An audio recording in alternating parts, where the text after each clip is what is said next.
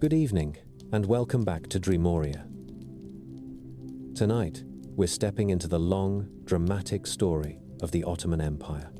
How did a small frontier beylik on the edge of Byzantium grow into a world power that ruled for centuries, stretching across 3 continents? What held it together through wars, palace intrigue, shifting alliances, and moments of real brilliance? And what finally caused it to unravel after standing at the center of global politics for so long? We'll follow the Ottomans from their early rise and sweeping conquests to the height of their power under great sultans, and then into the slower, complicated decline shaped by reform, rebellion, and the pressures of a changing world.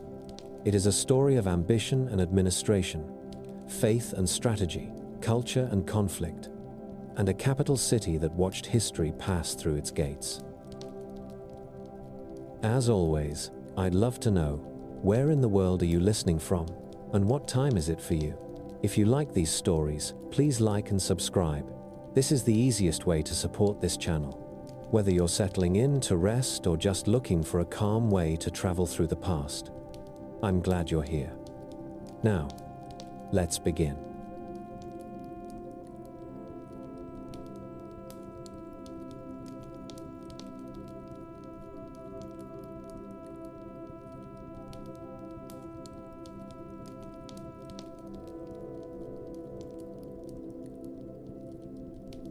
On the 29th of October 2023, Turkey marked 100 years since the Republic declared itself new and modern, born from the wreckage of an older order.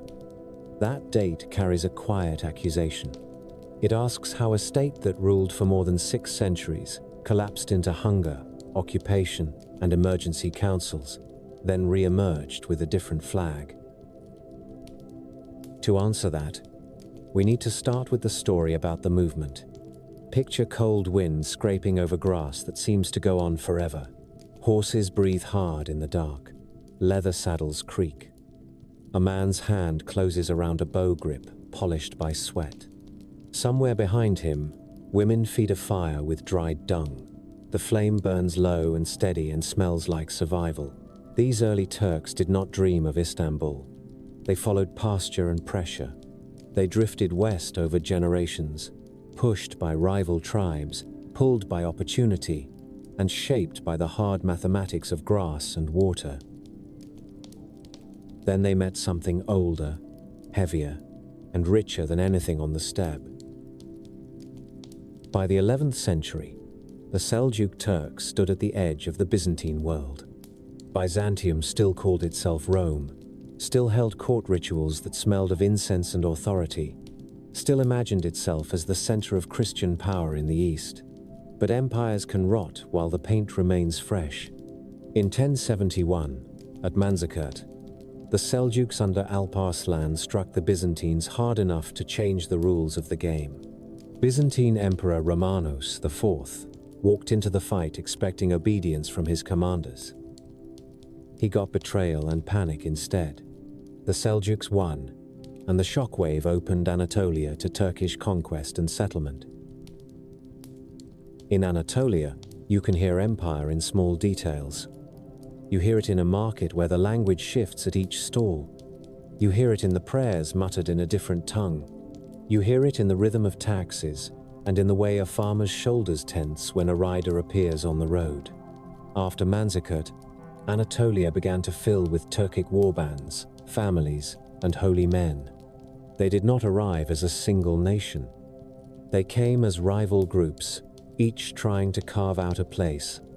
They fought Byzantines, but they also fought each other. Power looked like a fortified hill and a good marriage alliance. Faith looked like a preacher who could make fear feel holy.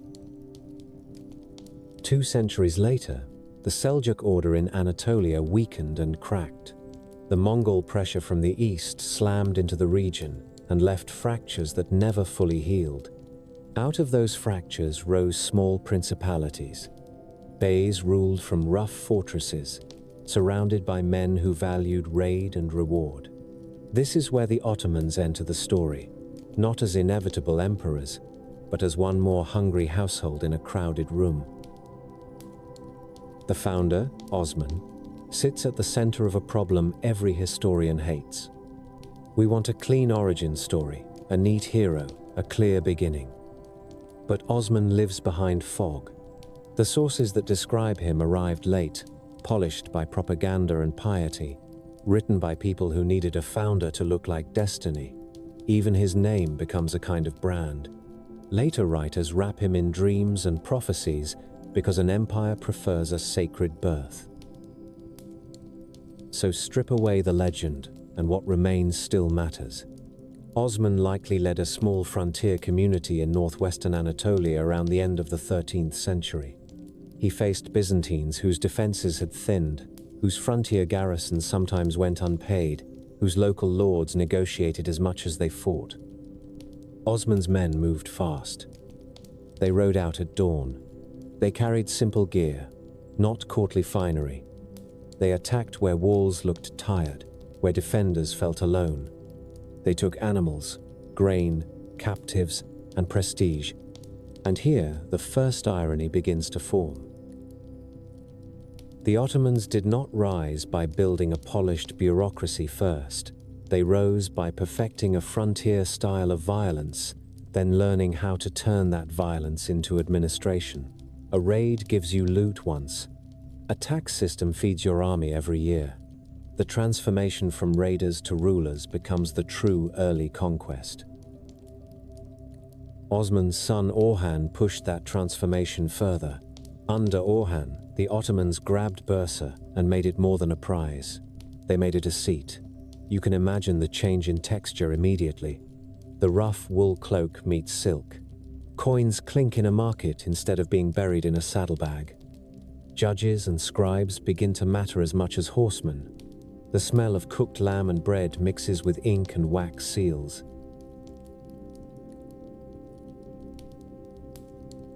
But Orhan did not stop with cities. He crossed into Europe, and that leap changes everything. The Balkans held wealth, manpower, and strategic position. They also held Christian populations that could be ruled, taxed, and recruited. The Ottoman state begins to look like something new because it learns to do something cold and methodical. It begins to collect boys. This is the Devshirme idea in its early form, the child levy that later generations would whisper about with dread and resignation. Officials arrive in a village, count, select, and take. Mothers cry out, fathers bargain. Some families hide sons. Others, desperate and calculating, try to present a boy who might rise in the system and send money back. The practice grows and formalizes over time, but its logic is clear from the start. The Ottomans needed soldiers and administrators who owed loyalty to the Sultan alone, not to local clans. They created them by taking children from Christian subjects and remaking them. Out of that machinery came the Janissaries, a corps that would become both the empire's sharpest weapon and later, one of its worst internal problems. In the 14th century, Ottoman rulers organized this elite infantry, tied directly to the Sultan, trained with discipline that shocked their enemies.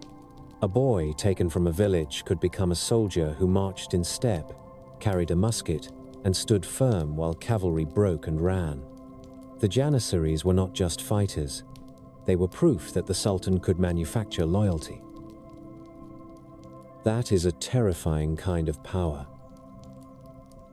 Under Murad I, the Ottomans pushed deeper into the Balkans. They shifted their center of gravity toward Europe. They took Adrianople, later called Edirne, and used it as a capital. It sat close enough to Constantinople to feel like a hand on the Byzantine throat. In the streets of Edirne, you would have smelled horse sweat and smoke from cooking fires, heard craftsmen hammering armor, and watched envoys from Balkan courts arrive with gifts that looked like submission wrapped in velvet. Then came Kosovo in 1389. The battlefield was not a clean chessboard. It was chaos, mud, and screams. Murad's troops met a coalition of Serb forces. Both sides bled heavily. Murad died during the battle, assassinated amid the confusion, and the Ottomans still emerged dominant. His death matters for more than drama. It demonstrates a brutal truth. The Ottoman machine had grown beyond any single man. Even the Sultan could fall, and the state would keep moving. His successor Bayezid I pushed with speed and arrogance, earning the name Thunderbolt. In 1396, at Nicopolis, Western knights marched east expecting glory. They brought confidence like perfume, thick and suffocating. Bayezid met them with discipline and timing. Ottoman troops crushed the crusading force and reminded Europe that this new power did not play by old rules. And then, in 1402, the empire nearly snapped. Timur marched west with a force that looked like an apocalypse to anyone standing in its path. Bayezid met him near Ankara, and the battle unraveled in a way that exposes a second early irony. Bayezid had built his army partly by absorbing other Anatolian Turkish principalities. In battle, some of those groups defected back to Timur. The empire's strength, its rapid expansion and absorption of rivals, became a weakness in a single afternoon of betrayal. Timur won. He captured Bayezid, the only Ottoman sultan to end up in an enemy's hands. Bayezid died in captivity the next year. After Ankara, the Ottoman world did not look like a rising empire. It looked like scavengers circling a wounded animal. Bayezid's sons fought each other in an internal struggle. This period, later called the Ottoman Interregnum, turned brother against brother and province against province. Merchants who once paid taxes to one authority now paid bribes to survive. Local lords tested independence. Enemies circled. Byzantine leaders, still clinging to their battered capital, watched and tried to exploit the fracture, playing Ottoman claimants against each other like a gambler shuffling cards. The empire survived because one of Bayezid's sons, Mehmed I, outmaneuvered the others and rebuilt the center. He restored order through a combination of negotiation, force, and careful consolidation. He proved that the Ottoman state could take a direct hit and recover. That resilience becomes one of its defining traits.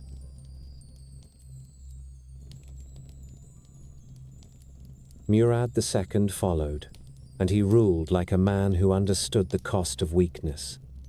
He fought in the Balkans. He clashed with European coalitions that tried, again and again, to push the Ottomans back. At Varna in 1444, a crusading army marched with the confidence of men who believed God preferred their side. Murad shattered them. The battlefield smelled of wet soil and iron. The dead lay in heaps, armor dented, faces slack, eyes open to a sky that did not care. By the time Murad died, he left his son a powerful state and a clear objective. Constantinople. The city did not just sit on a map, it sat in the imagination. For Byzantines, it was a sacred fortress, protected by walls that had held back enemies for centuries. For Ottomans, it was a symbol that mocked them. It split their territories. It controlled the Bosphorus.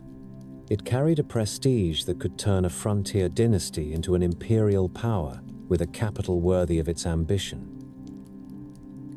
Mehmed II came to the throne young, and youth did not make him gentle, it made him hungry. He read, planned, listened, and waited. He also understood that taking Constantinople required more than courage. It required logistics, money, and technology. So he built a cannon. Not a symbolic cannon, a monster of bronze that shook the ground when it fired. The gun crew sweated under its weight, their hands blackened with soot and oil. When the cannon spoke, the sound rolled over the hills like thunder, then slammed into the land walls of the city with a force that made stone crumble and men flinch. The siege began in early April 1453. Mehmed surrounded the city from land and sea and kept up a constant barrage. The defenders, led by Emperor Constantine the 11th, fought with desperation. They patched breaches with rubble and bodies. They hauled stones and wood while praying for aid that would not come in time. And now you can feel the sensory reality of the turning point. Inside the city, hunger sharpened everything. Bread turned thin. Water smelled stale in the cisterns. The air in churches filled with wax and fear. The sound of cannon fire became a clock. Each blast reminded people that the walls were not eternal. In the Ottoman camp, the atmosphere carried a different weight. Soldiers cooked over smoky fires. Imams preached in strong voices, promising paradise for martyrs. Janissaries drilled with a precision that felt inhuman, the stomp of boots turning the earth into packed clay. The city's walls had held against Arab sieges, against Rus raids, against crusaders and emperors and pretenders. But gunpowder changed the math. The walls could still kill attackers in waves, but they could no longer guarantee survival.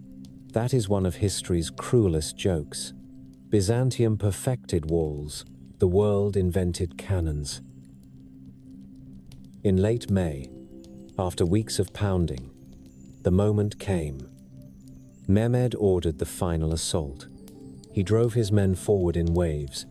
Each wave meant to exhaust the defenders. Each wave meant to test weak points. Each wave meant to spill blood until resistance broke. On the 29th of May 1453, Ottoman forces breached the land wall and poured into the city. Constantine the 11th died, fighting as the defense collapsed.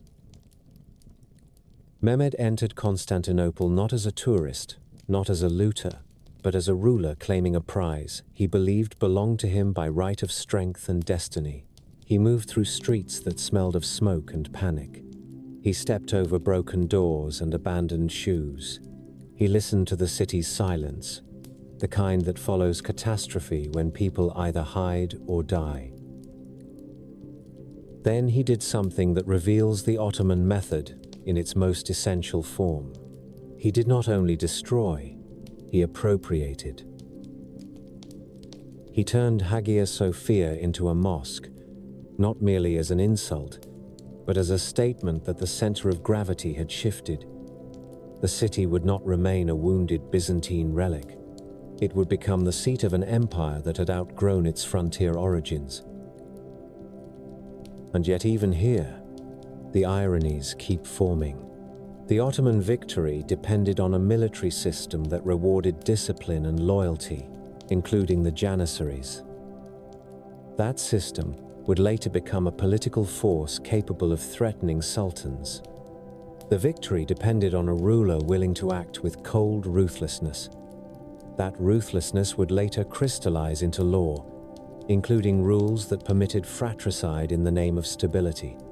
A state that claimed order would repeatedly purchase that order with blood inside its own family. Mehmed did not walk into Constantinople and simply take a city.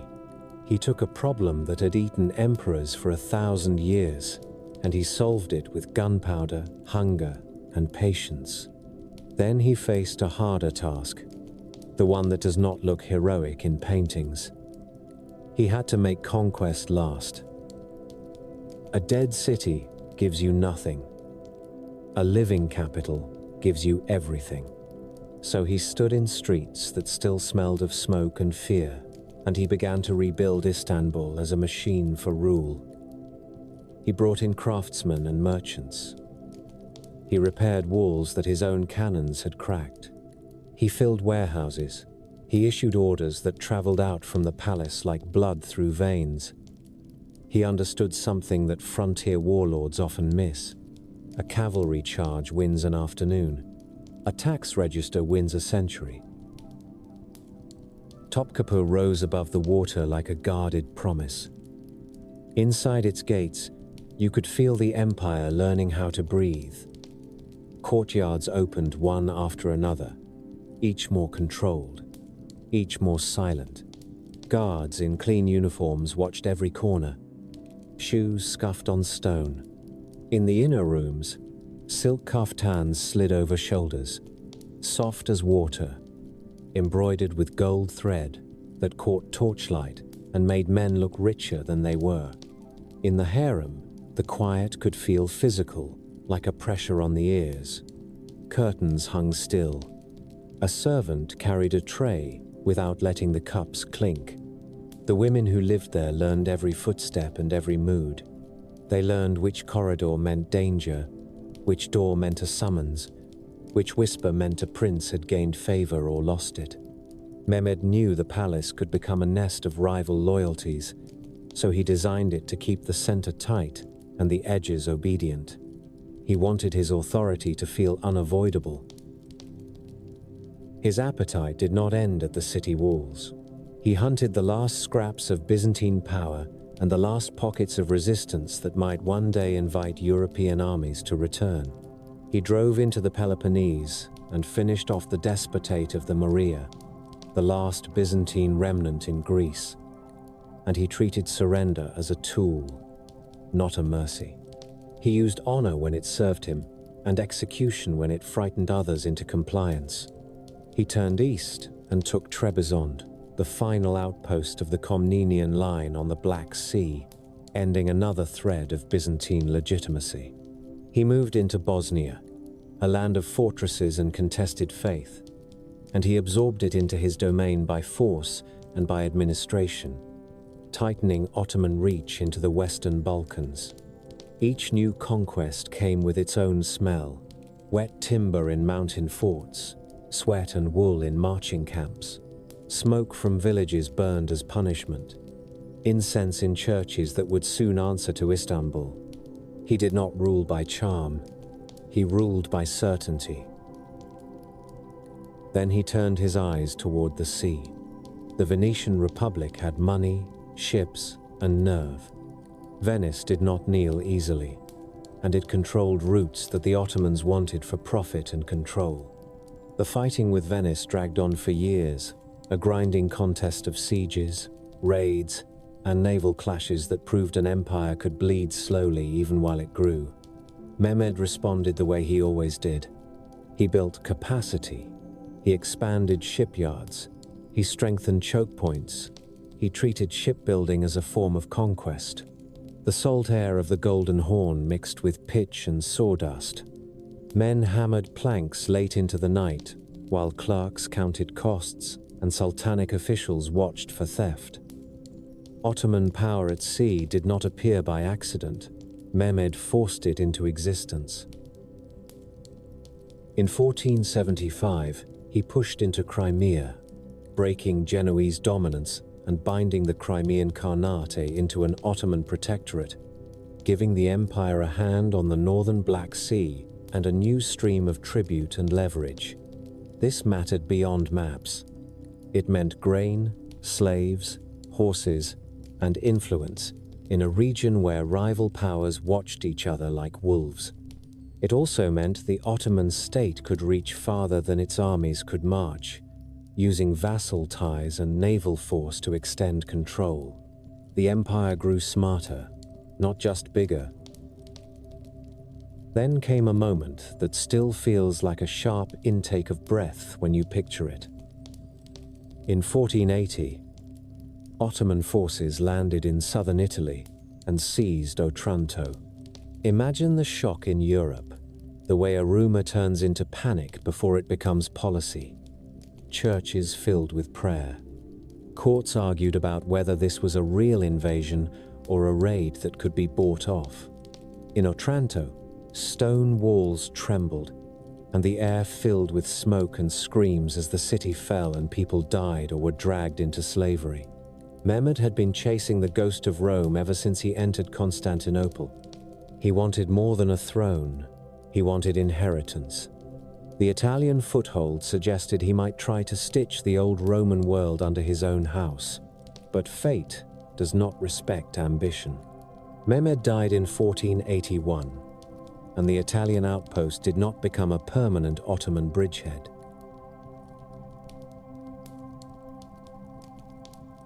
The empire learned an early lesson it would repeat for centuries. Plans can be grand. A body can still fail. Death did not just remove a ruler.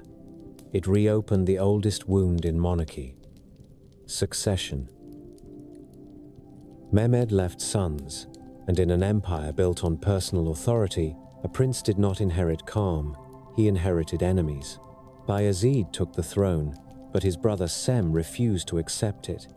Sem fled, fought, lost, and became something far more dangerous than a dead rival. He became a living, bargaining chip. European powers and the Knights Hospitaller held him, moved him, and used his existence as a weapon aimed at Istanbul. Bayezid could never fully relax. Sem's name hung over diplomacy like a blade. A pope could threaten to release him. A king could hint at a crusade backed by his claim. Bayezid paid for silence, negotiated for delays, and watched the West treat an Ottoman prince like a coin. If you want to understand Ottoman paranoia, start here. A rival prince did not need an army if Europe was willing to lend him one. This pressure helped push the Ottoman court toward a brutal kind of rationality. The empire had already survived the interregnum after Ankara, when brothers tore at each other and nearly split the state. Mehmed himself had seen how quickly a dynasty could crumble into factions. The answer he offered was chilling in its simplicity. Remove the rivals early. Make the throne a single point, not a shared prize. The practice of killing brothers existed before Mehmed, but Mehmed formalized and legitimized it as a matter of state order, tied to the idea of preventing fitna and preserving the common good. This is one of the great Ottoman ironies. A state that sought stability codified a method that poisoned its own bloodline. It turned family into a battlefield that began the moment a prince was born. Now picture the palace at night. A corridor lit by oil lamps, a muffled step, a silk cord carried in a gloved hand. No shouting, no spectacle. Only a clean silence meant to keep the city calm. This was not rage. This was policy. The tragedy is not only that men died. The tragedy is what the policy did to the living. It trained princes to see brothers as threats, trained mothers to build factions inside the harem, trained viziers and guards to calculate loyalty like merchants weighing spices. A system meant to prevent civil war made suspicion permanent. Bayezid ruled longer than his father's last fever dream of Italy, and he ruled differently. He preferred consolidation to reckless expansion. He watched the treasury. He tried to keep the empire steady while new storms gathered on the horizon. Yet steadiness has its own price. A ruler who refuses risk can look weak to the hungry men beneath him. He fought Venice again from 1499 to 1503. A war shaped by cannon smoke on the sea and the hard fact that coastal forts could starve if the sea belonged to the enemy. The Ottomans won key victories, including the naval battle at Zonchio in 1499, and they took Venetian strongholds like Modon and Coron, tearing out what Venetians once called the eyes of their republic. Imagine the coastal bombardment, the stone walls shuddering as cannonballs struck, the air thick with salt spray and powder, the screams of men on decks splintered by shot. Naval war does not allow clean heroism. It kills with drowning, fire, and panic. The Ottoman state, which had once been a frontier cavalry power, now proved it could fight on the sea with planning and persistence. Bayezid also fought the Mamluk Sultanate in a grinding conflict from 1485 to 1491, a war sparked by contested influence in frontier regions and fueled by pride on both sides. The fighting chewed up men and money and ended with a peace that restored borders largely unchanged. Here is another quiet irony. Two Muslim powers that claimed guardianship of sacred places and legitimacy spent years bleeding each other in a struggle that produced no decisive gain, while Portuguese ships began to threaten the old trade arteries in the Indian Ocean. The world was shifting. The Ottoman court could feel it like a draft under a door, but it did not yet know how to seal the room. This is where Selim enters like a storm. Selim did not inherit patience. He seized power by force. In 1512, he pushed his father off the throne and took the crown for himself. The empire had laws meant to prevent civil war, yet it still produced a son who decided he could not wait. That is the poison working exactly as designed. The throne went to the man willing to do the worst thing first. Selim ruled only 8 years, but he changed the empire's direction so hard that the rest of the century followed his curve. He acted like a man convinced that hesitation was a form of death. He moved against the Safavids and met Shah Ismail at Chaldiran in 1514. The battlefield there was not romantic. It was flat ground, stained by blood, and churned into mud by thousands of feet. Selim brought artillery and disciplined infantry. Ismail brought cavalry, and the fervor of men who believed their leader carried divine favor. The guns answered that belief with iron.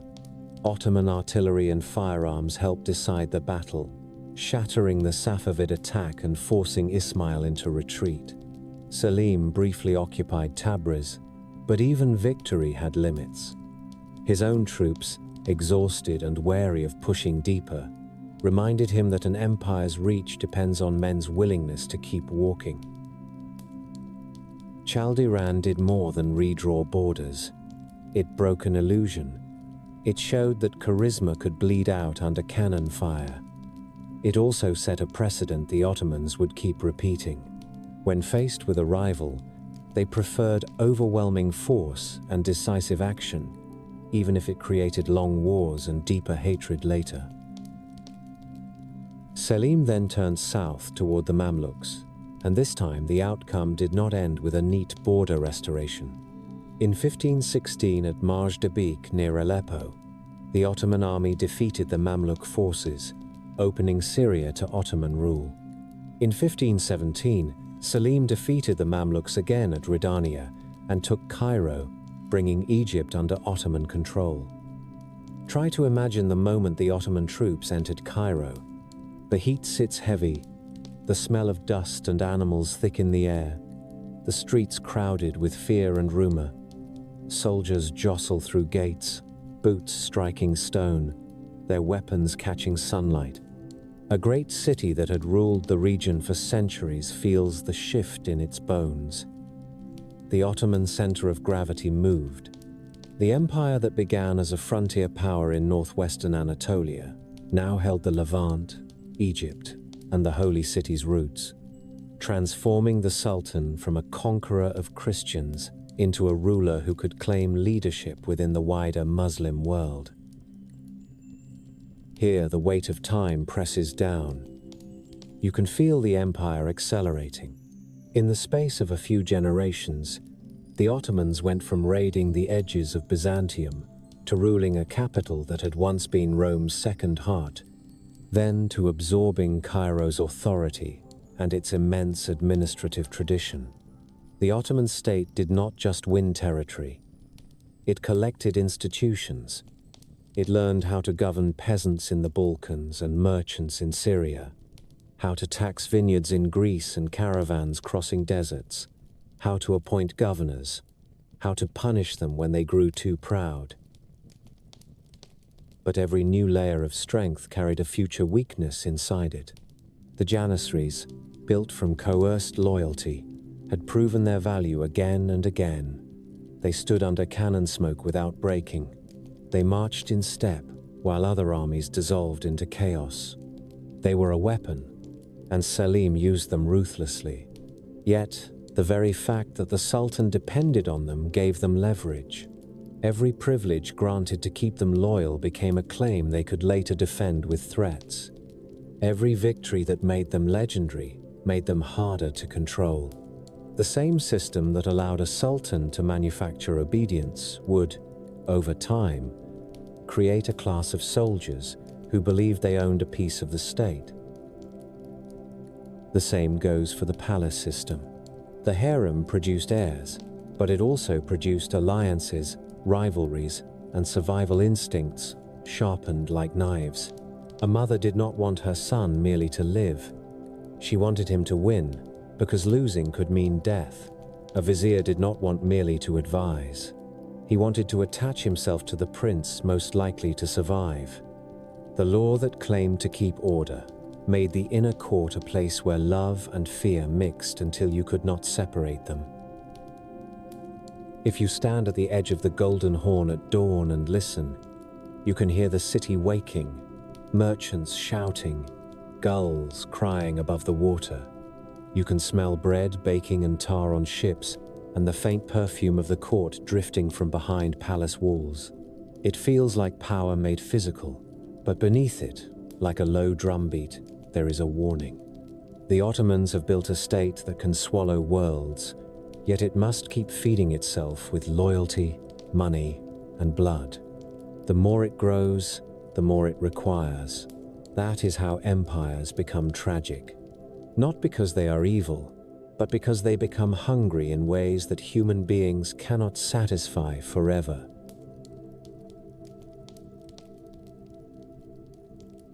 Selim dies and leaves behind an empire that still smells like fresh conquest.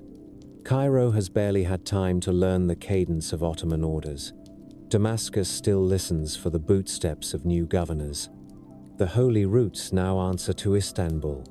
The treasury swells, and the court begins to believe that God has stamped the dynasty with a permanent yes. Then a young man takes the throne in September 1520, and everyone around him tries to read his face like a cipher. Suleiman does not inherit a crown. He inherits momentum.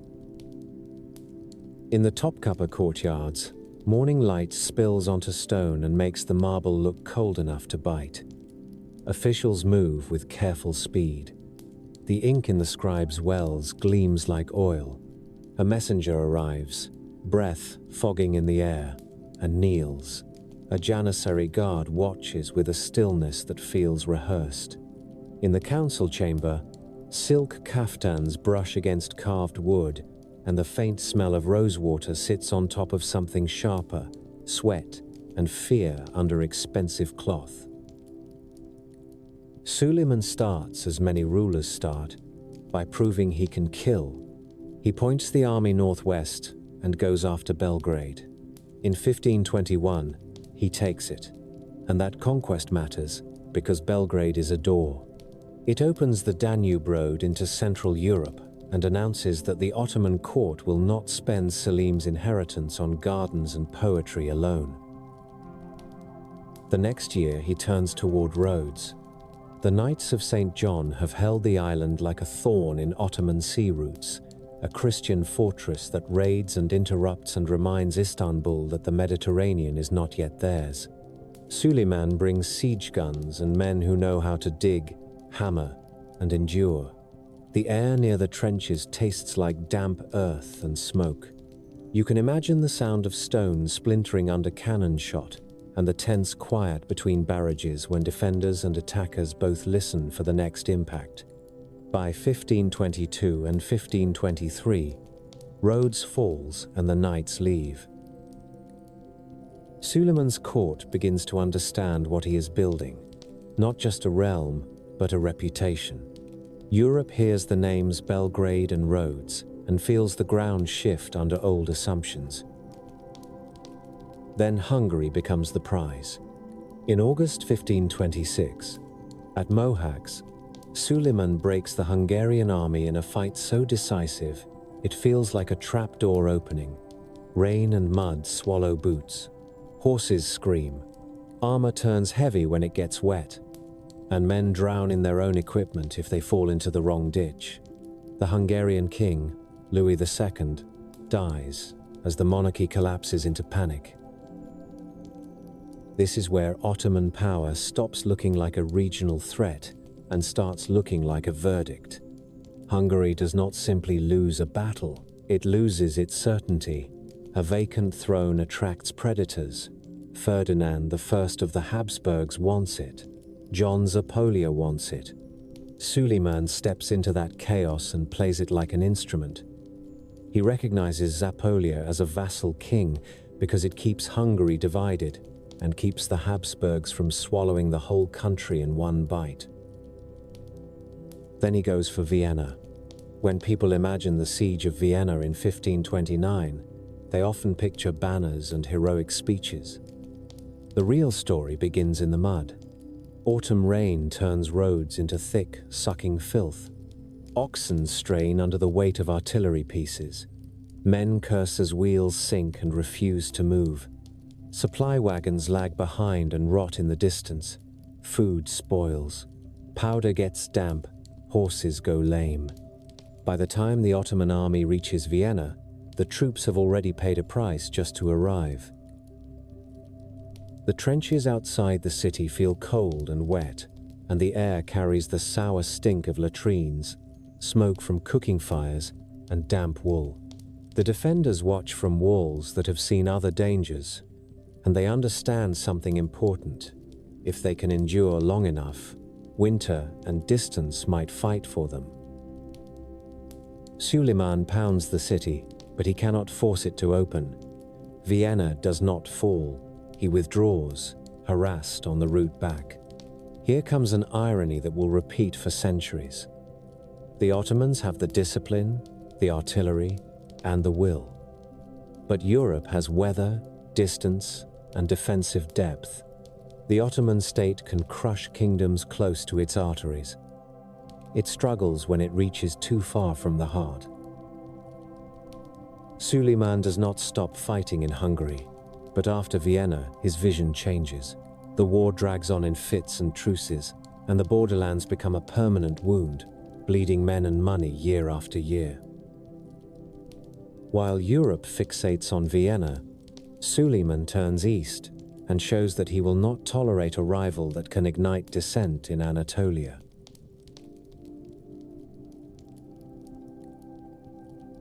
The Safavids of Iran represent more than a political enemy. They represent a challenge to Ottoman religious authority and a spark that can set heterodox loyalties on fire inside Ottoman territory. So Suleiman sends an army that smells of oiled leather and gunpowder and puts pressure where it hurts. His Grand Vizier and closest companion, Ibrahim Pasha, marches into Iran and occupies Tabriz in 1534. Then Ottoman forces take Baghdad 5 months later. Baghdad is not just a city, it is a symbol. It carries the memory of older caliphates and older power. When Ottoman officials begin to issue orders there, you can almost hear the empire telling itself a story. We are not merely conquerors, we are inheritors. Ibrahim Pasha matters here because he shows how Suleiman rules at his peak. Suleiman does not act alone. He chooses a man, elevates him beyond his origins, and makes him the hinge between the throne and the world. Ibrahim negotiates, commands, reforms, and carries the Sultan's authority like a weapon. He goes to Egypt in 1524 and reestablishes order there, shaping administration and revenue collection. At court, people start to whisper about Ibrahim's ambition. He wears luxury like he was born to it. He uses titles that sound too close to sovereignty. He begins to look less like a servant and more like a second son. Suleiman watches this and understands a truth about absolute rule. The most dangerous enemy is often the one you created. In 1536, Suleiman has Ibrahim executed. He does it because he fears for his own throne and because he refuses to share the aura of kingship with anyone, no matter how loyal that person once seemed. Picture the night inside the palace. The lamps burn low, the corridors absorb sound. A man who commanded armies and negotiated with kings finds himself in a room with no audience, no bargaining, no return. The court wakes up the next morning and pretends it did not hear anything. Because survival in an imperial palace often depends on your ability to act as if you believe the official story. This execution is not a side plot. It is the empire teaching itself a lesson. The Sultan's power depends on capable servants, but the Sultan must never allow those servants to appear indispensable. The state sharpens itself by cutting down the men who make it strong. At the same time, Suleiman builds an image of order so convincing that even his enemies have to respect it. He codifies a centralized legal system known as the Kanun, and people begin to call him Kanuni, the lawgiver. This is not poetry. This is infrastructure. Laws define taxes, duties, ranks, punishments. They turn conquest into something repeatable. But do not mistake law for mercy. Law, under an empire, often functions like a blade. It cuts away ambiguity. It makes punishment predictable. It makes extraction efficient. It tells a farmer how much he owes and tells a governor how much he can keep. It creates a state that feels reliable, and reliability can feel like safety, even when it comes with a heavy cost. In Istanbul, power begins to look permanent. The city hums with the noise of commerce and administration. Ships creak at dock. The smell of fish and salt mixes with spices and smoke from charcoal braziers. Artisans hammer brass, stitch leather, weave cloth. In Topkapi, the Sultan's presence becomes ritualized. A ceremony can make him seem distant, almost divine. That distance helps him rule, but it also isolates him. A man behind layers of protocol hears less truth with each passing year. Now we have to talk about the women's world, because it is not separate from power. It is one of the engines of power. Roxolana enters the story not as a romantic figure, but as an event. She arrives as a captive, taken by Crimean Tatar raiders, sold in Istanbul, forced to convert, and absorbed into the sexual economy of the palace. This is the brutal foundation. The harem does not begin as an exotic fantasy. It begins as a system that turns human beings into property. And yet inside that system, Roxolana finds leverage. She becomes Hurrem Sultan, and she does something unusual. She becomes Suleiman's wife, not merely a concubine, and she uses influence with a precision that terrifies the people around her. The harem is silent on purpose. It trains its inhabitants to communicate through glances, gifts, rumors, and small alliances. A door opening at the wrong hour can mean a death sentence. A servant who lingers can carry a secret to the wrong ear. The air feels still, but under that stillness lives a constant calculation.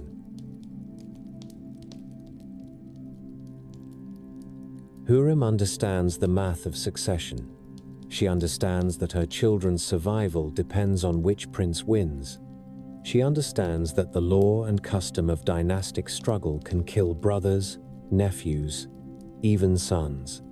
The state wants a single ruler, and it has proven many times that it will accept family blood to ensure that outcome. Suleiman's greatest strength is also his most corrosive weakness. He sits at the center of a system that demands clarity and stability, and that system teaches him to fear the people closest to him. His son Mustafa becomes the focus of that fear. By 1553, Mustafa has become a magnet for disaffection in Anatolia. People gather around him because they think the old sultan is aging, and the prince represents vigor and a different future. Suleiman reads that support and hears a threat. The moment arrives in the military camp, not in a courtroom. Mustafa enters his father's space, expecting an audience. He walks toward the tent at the center, under the gaze of men who do not blink. The smell of horses and sweat hangs in the air. Somewhere nearby, a kettle boils. Somewhere else, a soldier sharpens a blade because war makes everyone prepare for the worst. Suleiman orders Mustafa executed. The prince dies because the state cannot tolerate a rival center of loyalty, and because the court has trained the sultan to interpret popularity as sedition. This is not just tragedy. It is policy eating its own future. The dynasty's method of survival demands that it amputate promising limbs to keep the body alive. In the short term, it works. In the long term, it leaves the empire ruled by the survivors of palace suspicion, not necessarily the best of the bloodline. After Mustafa's death, the succession struggle turns inward among Suleiman's remaining sons. From 1559 to 1561, Selim and Bayezid fight over the future, and the conflict ends with Bayezid's defeat and execution. The palace watches its own children become enemies because the throne does not accept brothers. It accepts one. Everything else becomes dangerous excess. While this family catastrophe unfolds, the empire continues to fight on multiple fronts, as if the state itself cannot stop moving, even when the man at the center bleeds privately. In the Mediterranean, Ottoman power takes on a different face, one that smells of salt water and tar. Hereddin Barbarossa, a corsair turned admiral, becomes the sultan's instrument at sea. His galleys move with oars, not just wind, and that matters in coastal waters where maneuverability decides life and death. At Preveza in 1538, Barbarossa defeats a combined Christian fleet and secures Ottoman dominance in the eastern Mediterranean for decades. Imagine the battle. The sea slaps against hulls, rowers strain, backs slick with sweat, hands raw. Archers and gunners shout over the crash of waves. Smoke drifts across the water and stings eyes. A sail tears, a mast splinters. Men fall overboard and vanish, swallowed by the same water that carried them to war. Naval combat is intimate in its brutality. Fire spreads fast on wood. Panic spreads faster.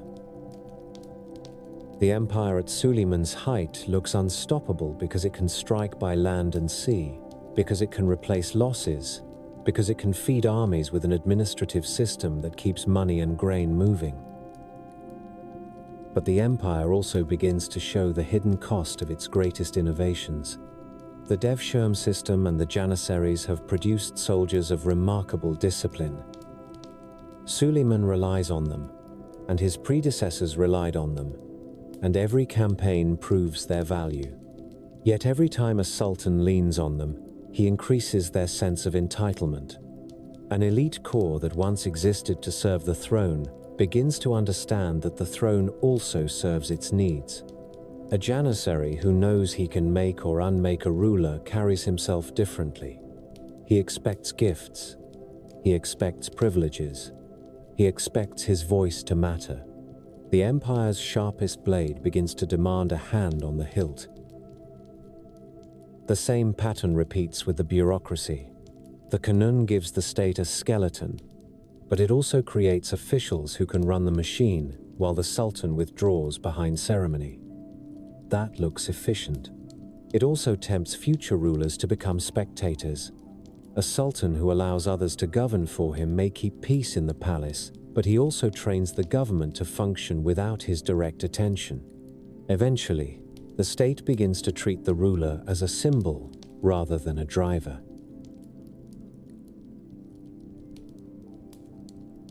Suleiman does not fully become that symbol. He campaigns repeatedly.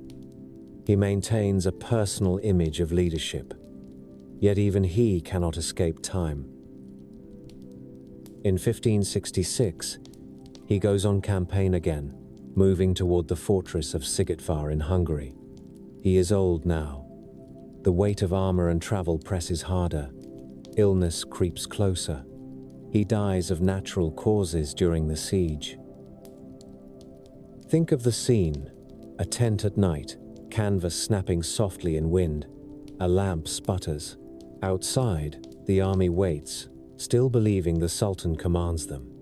Inside, the man who once terrified Europe with his presence in the field lies still. And the court faces a familiar emergency. A ruler's death can dissolve an army's confidence. It can invite rebellion. It can invite enemy attack. So the inner circle keeps the news quiet long enough to manage succession and maintain control. With Suleiman's death, a myth begins to form almost immediately. Europe calls him the Magnificent. The Ottomans call him the Lawgiver. Both names tell the same story from different angles. He expanded territory, and he organized rule. He made the empire look like a machine built to outlast any one person. But if you look closely, you can see the price stamped into the metal. His reign brings the empire to a peak, and his reign also reveals how that peak can become a trap. Expansion demands constant campaigning. Constant campaigning demands money and reliable troops. Reliable troops gain privileges. Privileges harden into political power. Meanwhile, the palace system that protects the throne also poisons the dynasty, forcing fathers to fear sons and turning the inner court into a contest of survival. The empire at Suleiman's peak feels like a grand structure rising above the sea, stone and marble, and silk and cannon smoke. Yet inside the walls, the same forces that built it are already creating future cracks. The Janissaries learn their worth. The bureaucracy grows confident. The harem grows influential. The succession rules turn family love into suspicion. And now the question that hangs over the entire Ottoman story begins to sharpen. If the empire depends on a ruler who can ride at the head of armies and command fear and loyalty at once, what happens when the throne passes to men who prefer the quiet rooms of the palace and the soft certainty of routine?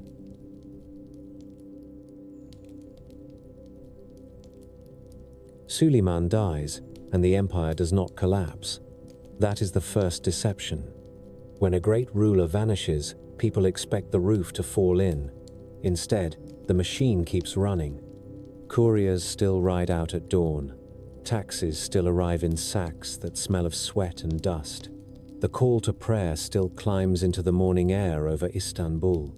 The Janissaries still drill, boots striking stone in unison, faces set like carved wood. The empire looks steady enough that a careless observer could mistake survival for health. But step inside the palace and listen closely. The sound changes. In Suleiman's time, the court still expected the Sultan to ride, to sweat under armor, to command men in the field, to push his own body against distance and weather. After him, the center of power begins to shift behind walls, into rooms where silk and whisper replace mud and cannon smoke. That shift does not happen overnight, and it does not happen for a single reason. It happens because the empire has grown so large that the throne begins to fear itself.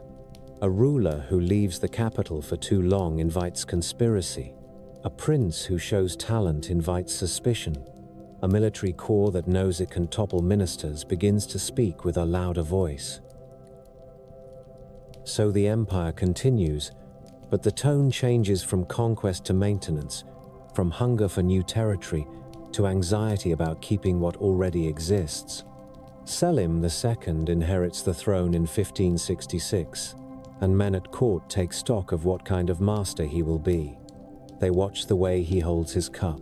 They watch whether he rises early. They watch whether he listens to petitions or waves them away. They watch the tilt of his mouth when a messenger reports trouble on the border.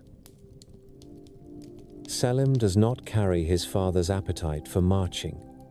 He prefers the softer gravity of the palace. In the evenings, oil lamps paint gold across tiled walls. The smell of warmed wine and spiced sweets sits heavy in the air. Courtiers laugh a little too loudly, the kind of laughter that tries to prove loyalty. Outside, the Bosphorus breathes cold salt into the night, and the city below keeps working, because it must. This is where another deception forms. A sultan can appear weak, and the empire can still win wars, because the empire has something Selim relies on. Administrators, generals, and above all, the janissaries. The state can fight with its own muscles, even if the head grows distracted. Then the sea delivers a shock. In 1571, at Lepanto, the Ottoman fleet meets a coalition of Christian powers. The battle is not an elegant chess match of sails. It is choking smoke and splintering wood. Cannons roar at close range, and the sound hits the chest like a punch. Galleys crash into each other with the violence of street brawls. Men throw hooks, climb, stab, and fall into water that tastes of salt and blood. Fire spreads fast on tarred planks. A ship becomes a floating furnace in minutes. By the time the shouting dies, the Ottoman fleet has suffered a major defeat. The empire absorbs that loss and refuses to admit what it means. Officials in Istanbul speak of rebuilding. They count ship timber and order more oars. They talk about replacement as if replacement erases humiliation. In a practical sense, they are right. The Ottomans can build ships. They can recruit rowers. They can fund a navy, but a battle like Lepanto leaves a scar that does not show on a balance sheet. It teaches enemies that the Ottomans can bleed at sea. It teaches allies to question Ottoman invincibility. It teaches Ottoman commanders that the horizon contains more danger than opportunity. Inside the palace, silk still slides across shoulders. Kaftans embroidered with gold thread catch lamplight and make men appear larger than their courage. The Sultan's seals still press into wax, but the empire has started to meet a new kind of resistance. Resistance that does not always come from a weaker neighbor begging to be conquered, but from coalitions, from technology, and from rival states that have learned how to coordinate their fear into strategy. Selim dies in 1574, and the throne passes to Murad III. He rules from behind the palace walls, and the walls grow thicker in meaning. Murad's court feels like a chamber where oxygen gets used up quickly. The harem expands its influence, not because women suddenly gain magical power, but because proximity matters. The Sultan spends his most vulnerable hours inside those rooms, where guards stand outside doors and whispers can travel farther than proclamations.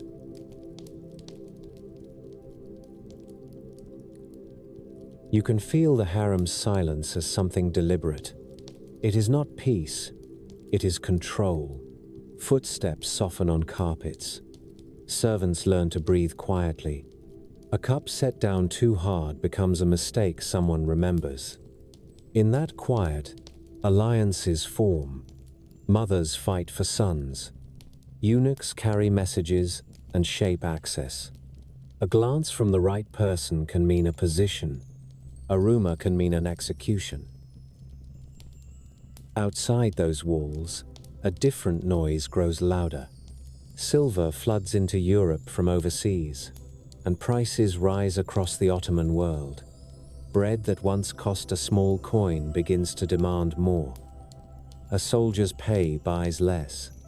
A peasant feels squeezed not only by taxes but by a market that seems to punish him for simply being alive.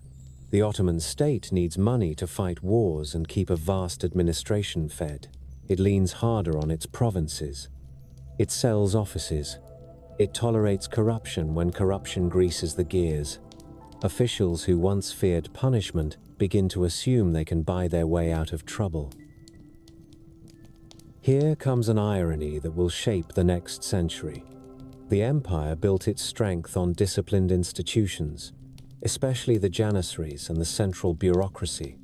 Now those institutions begin to protect their own interests as fiercely as they once protected the sultan. The janissaries in particular change slowly at first, then all at once.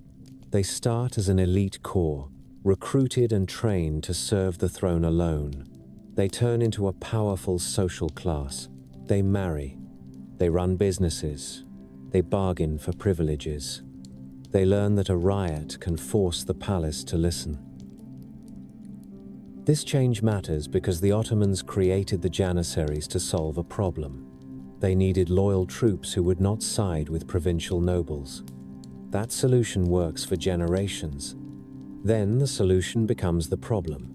A corps designed to prevent divided loyalty becomes a corps with its own loyalties, its own networks, and its own demands.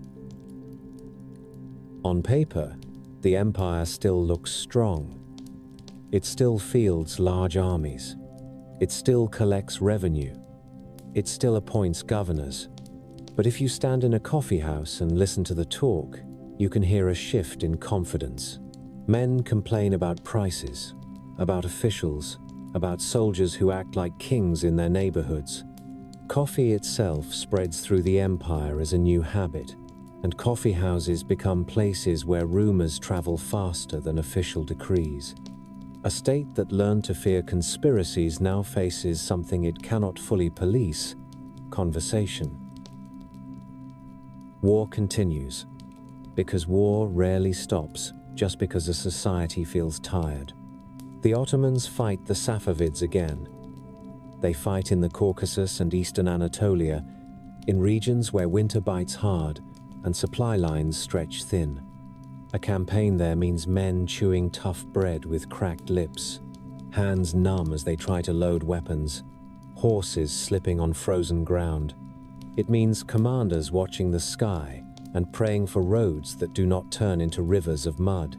It means villages caught between armies, forced to feed one side today and punished by the other tomorrow. At the same time, conflict flares on the western frontier in what becomes a long war with the Habsburgs. The borderlands of Hungary and Croatia become a scar of forts, raids, and sieges. The fighting does not always produce glorious, decisive battles. It produces exhaustion. It produces wounded men who limp back to towns where their pay cannot buy enough bread. It produces bureaucrats who scrape coin from provinces and call it necessity. It produces soldiers who begin to believe the state owes them more than gratitude. Murad dies in 1595, and Mehmed III takes the throne. He inherits not only wars, but the old dynastic nightmare. Succession still demands blood. The palace still fears rival princes the way a man fears a knife held behind his back. Mehmed orders the execution of his brothers, and the number is large enough that the act becomes a symbol of how cold the system can be.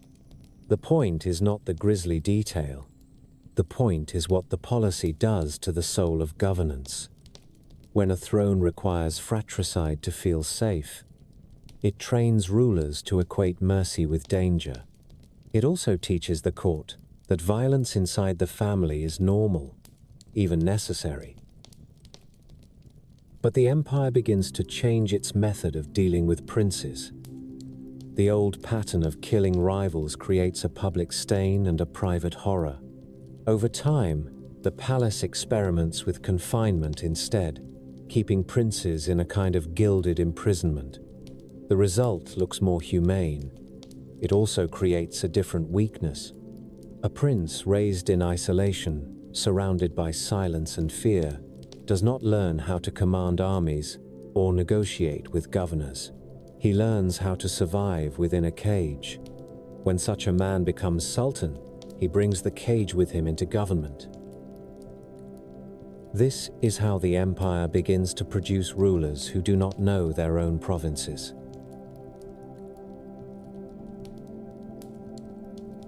In Anatolia, the Selali rebellions flare. Bandit leaders, disgruntled soldiers, dispossessed peasants, and local strongmen form roving forces that loot towns and burn villages.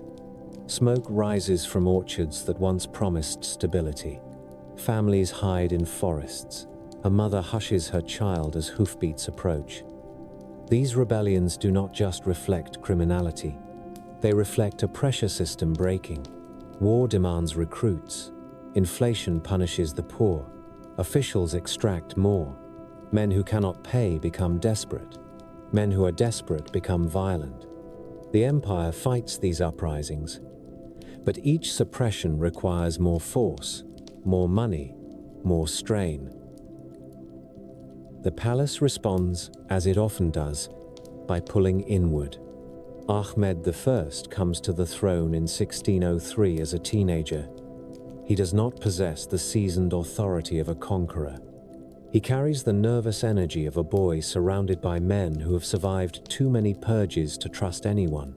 He faces a state that still expands its ceremonial magnificence while struggling to control its edges. He commissions the great mosque that Europeans will later call the Blue Mosque, filling the skyline with domes that look like stacked clouds. Inside, tilework gleams and light filters in with a softness that feels almost forgiving.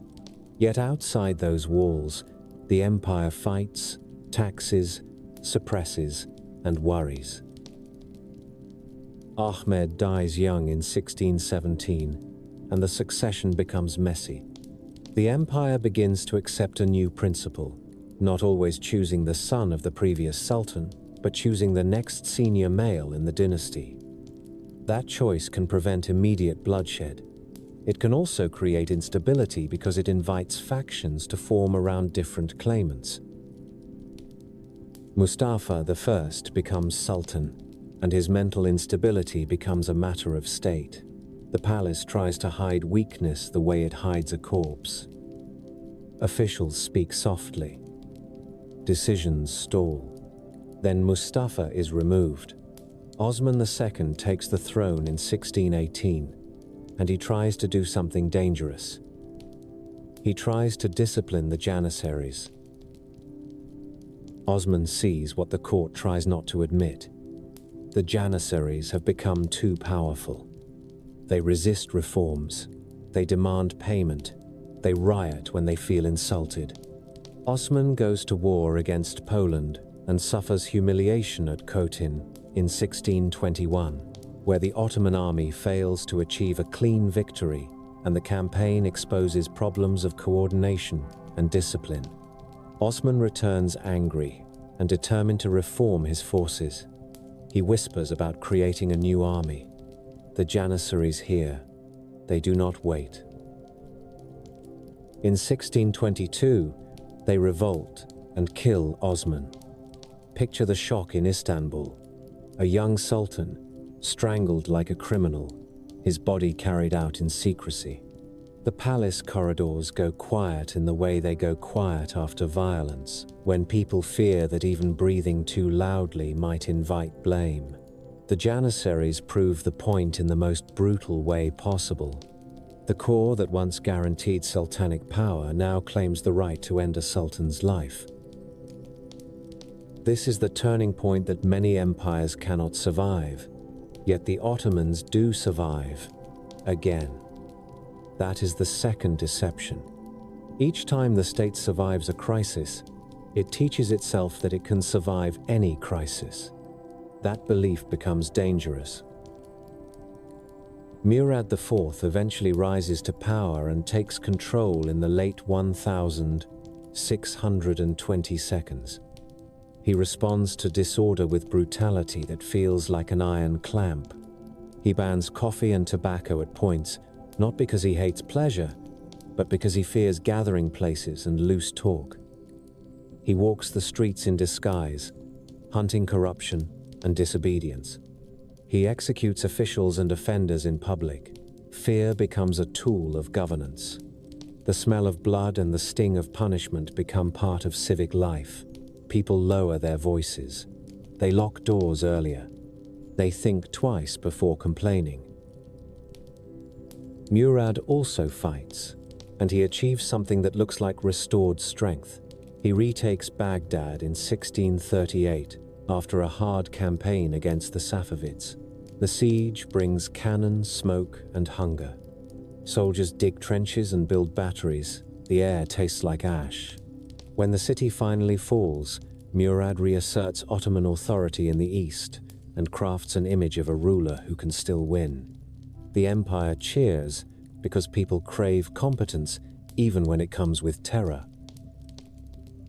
Murad dies in 1640, and the empire swings again.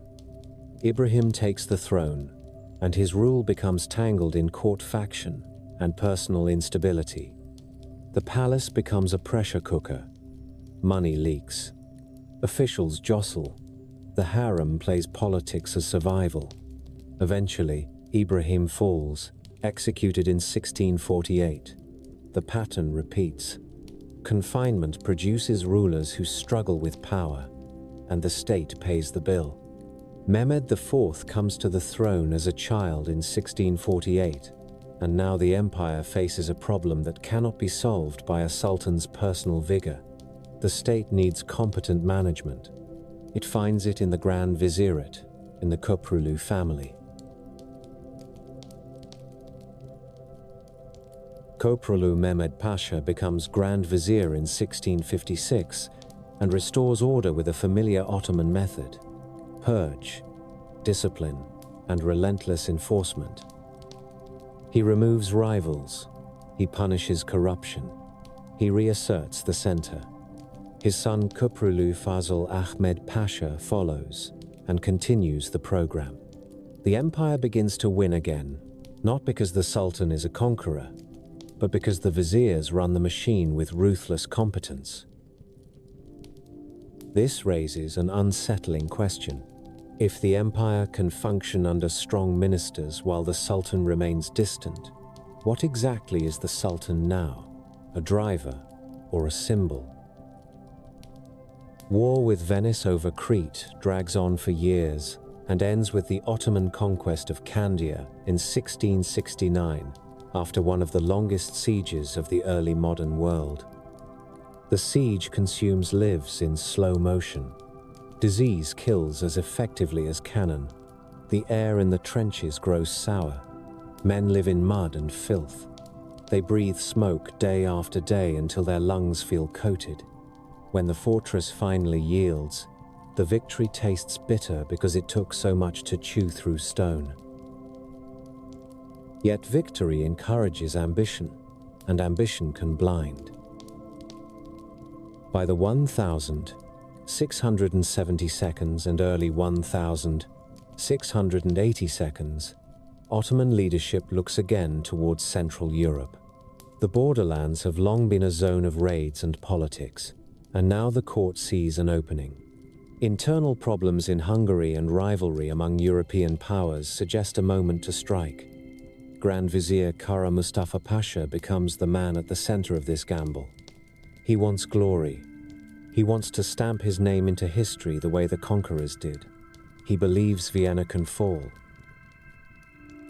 In 1683, the Ottoman army marches toward Vienna again. This time, the empire brings experience, artillery, and the confidence of recent successes. But the march still grinds through distance and logistics.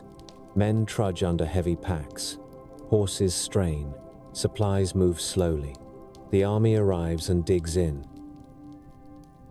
Now you are back in the mud. The trenches outside Vienna fill with cold water. Boots sink. Men scoop mud with hands numb from wind. Cannon smoke hangs low in the air, mixing with the smell of damp earth, sweating bodies, and rotting food. Each day begins with hammering, digging, praying. Each night brings exhaustion and the sharp fear that a counterattack might come in darkness. Inside Vienna, the defenders brace and ration. They listen for mining under the walls. They smell smoke and fear in crowded streets. The city becomes a stomach tightening around itself. Kara Mustafa presses the siege, and here ambition begins to show its teeth. He wants Vienna intact, not smashed to rubble, because an intact capital would make a better trophy and a stronger political prize. That desire slows decisions.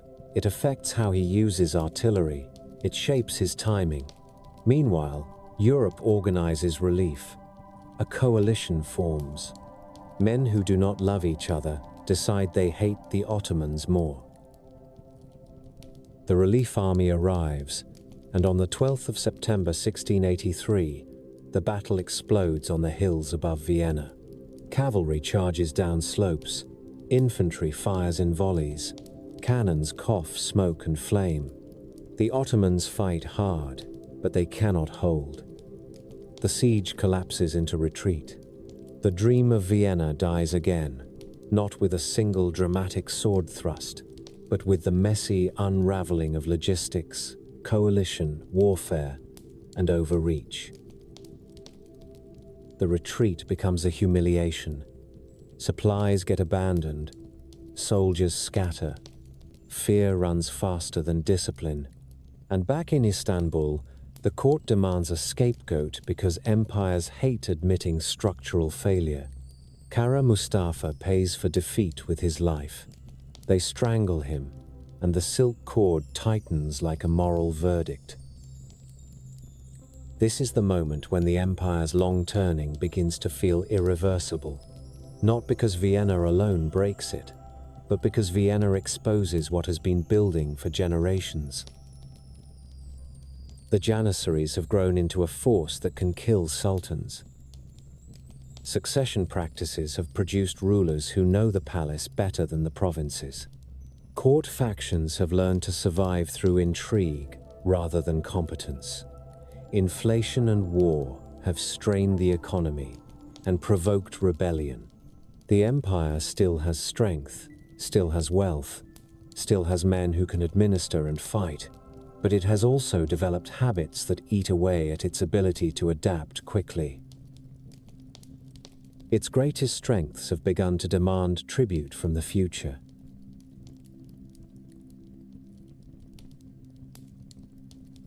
The Ottoman army crawls away from Vienna in 1683 like a wounded animal that still has teeth but no longer believes in its own roar. The roads turn slick under hoof and wheel. Rain mixes with churned soil until the ground becomes a thick paste that tugs at boots and swallows dropped muskets. Men glance over their shoulders as if the hills themselves have learned how to hunt. A few weeks earlier, they had dug trenches with the confidence of a power that assumed the city would eventually surrender. Now they abandoned tents, barrels, even artillery pieces, because fear moves faster than discipline.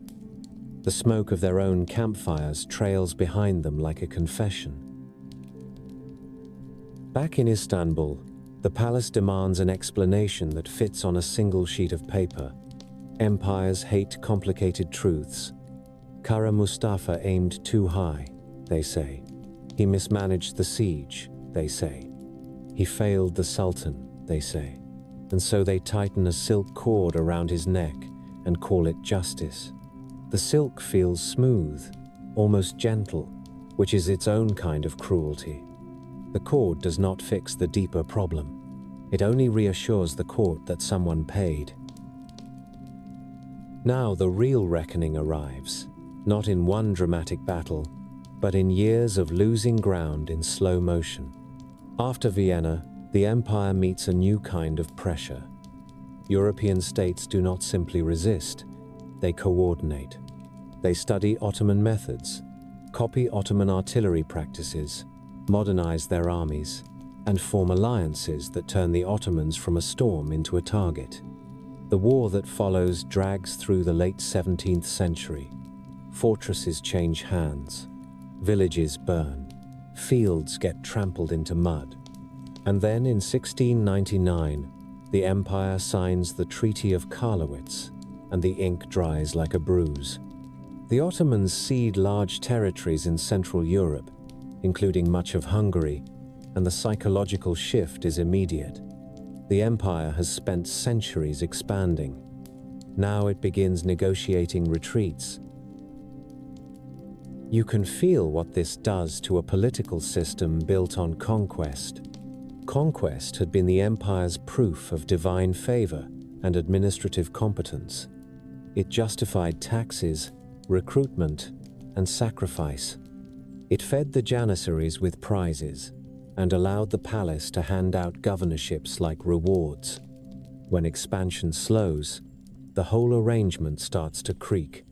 The empire still collects taxes, still appoints officials, still dazzles visitors with domes and tiled courtyards, but it cannot offer the same easy promise that tomorrow will bring new territory, new wealth, new glory.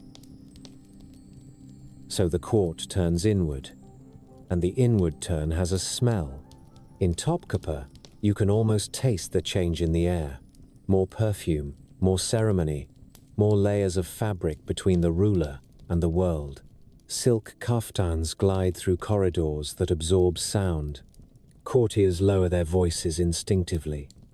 A sultan's presence becomes more rare, more staged, more wrapped in ritual. The harem's silence grows heavier, not because nothing happens there, but because too much happens there to be spoken aloud. A mother watches her son sleep and measures every breath as if it might be borrowed. A eunuch carries a folded note inside his sleeve like it is a weapon. A servant learns to set a cup down without a sound, because a sound can be interpreted as disrespect, and disrespect can become a pretext. Outside the palace walls, a different reality presses in. Prices rise, pay lags. Merchants complain about officials who demand extra fees at checkpoints. A farmer watches his grain leave the barn and knows his family will eat less this winter.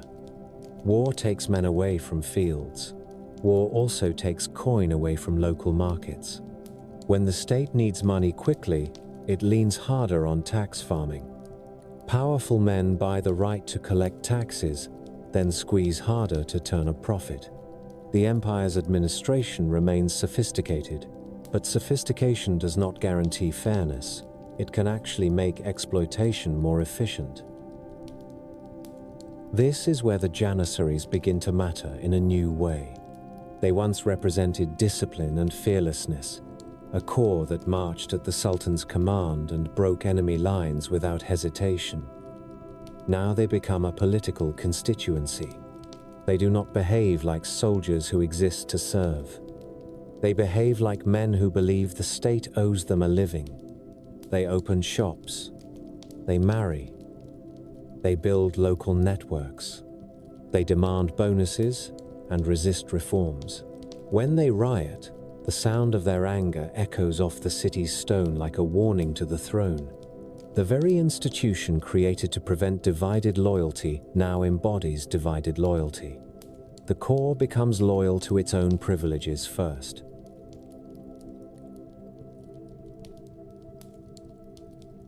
The empire tries to correct course by leaning on strong ministers and occasional energetic rulers, but the deeper issue remains.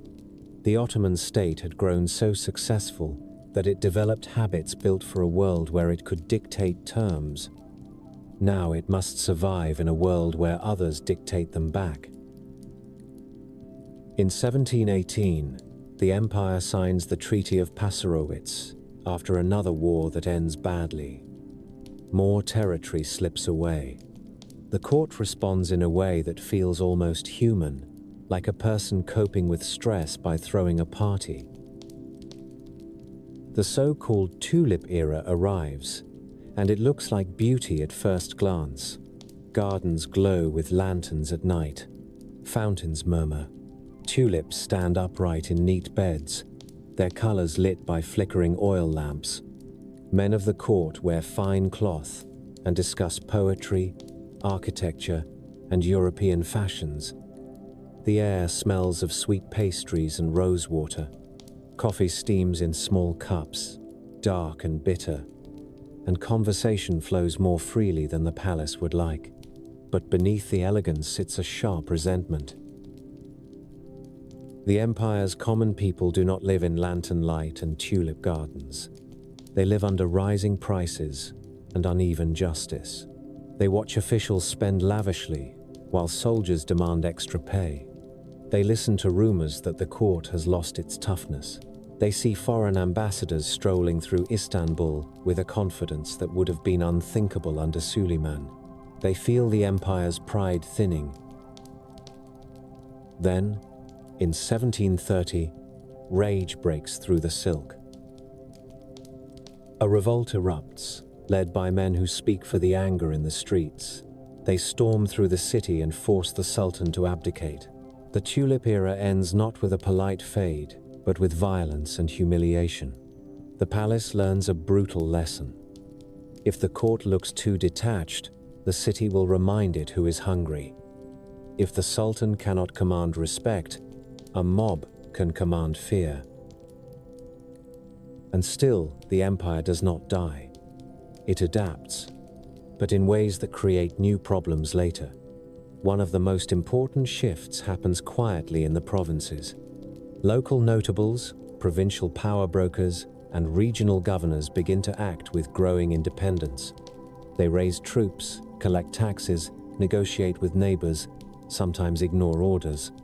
The palace needs their cooperation to keep the empire stable, especially when the central army struggles to mobilize quickly. So the court bargains with them. It grants privileges. It recognizes their authority informally, then formally, then permanently. The empire holds together, but the glue becomes personal deals rather than unquestioned central command. Here is another irony. Decentralization can keep an empire from snapping in a crisis, because local strongmen can handle local problems quickly. But the same decentralization also makes later reform harder, because every local strongman becomes a small fortress of self-interest. Meanwhile, the world beyond the empire changes its economic rhythm. Trade routes shift. European powers expand maritime commerce and build global networks that bypass older routes. Merchants in Ottoman ports feel the difference. A dock worker in Alexandria or Smyrna hears foreign languages more often. A customs official watches goods move under European flags and realizes that profits increasingly flow outward. The empire still has wealth, but it no longer sits at the center of the world's most profitable motion. The state's expenses do not shrink just because global trade patterns shift. War still costs money. Fortresses still need garrisons. Officials still demand salaries. So the empire must find new revenue or squeeze harder. Squeezing harder creates rebellion. Rebellion demands force. Force costs money. It becomes a circle that tightens. In the 18th century, the empire faces two relentless predators on land: Russia and Austria. Russia, in particular, presses south with a hunger that feels almost personal. Russian rulers dream of warm water ports and influence in the Black Sea. They also claim a role as protectors of Orthodox Christians, a claim that becomes a diplomatic knife aimed at Ottoman sovereignty.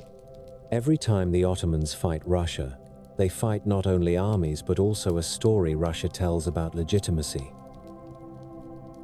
The wars grind. Winter campaigns freeze men in their boots. Cannon smoke hangs low in cold air. Horses slip on icy roads. A soldier grips a musket with numb fingers and prays it fires. When battles end, disease keeps killing. Field hospitals stink of sweat, blood, and sour linen. Doctors work with saws and cloth, and the screams travel through tents like a second wind.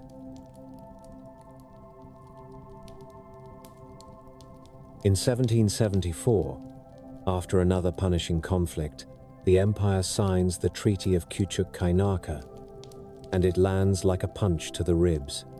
The Ottomans give up key positions and accept terms that strengthen Russian influence, including claims tied to Orthodox Christians. The empire has not only lost territory and prestige, it has accepted a foreign power's right to speak into its internal affairs. That kind of concession does not show up in a parade route, but it changes the future. Now, the phrase people will later use begins to form in the minds of European diplomats.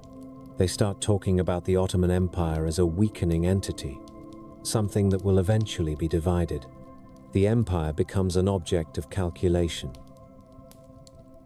Inside Istanbul, this talk produces two reactions that clash like flint and steel. One reaction is denial. The court clings to ceremony. It doubles down on tradition. It insists that the old order remains strong because admitting weakness feels like inviting collapse. The other reaction is reform, and reform begins as fear. Some Ottoman officials look at European armies and see discipline, drills, and new methods of war. They look at Russian artillery and understand that bravery will not compensate for outdated organization.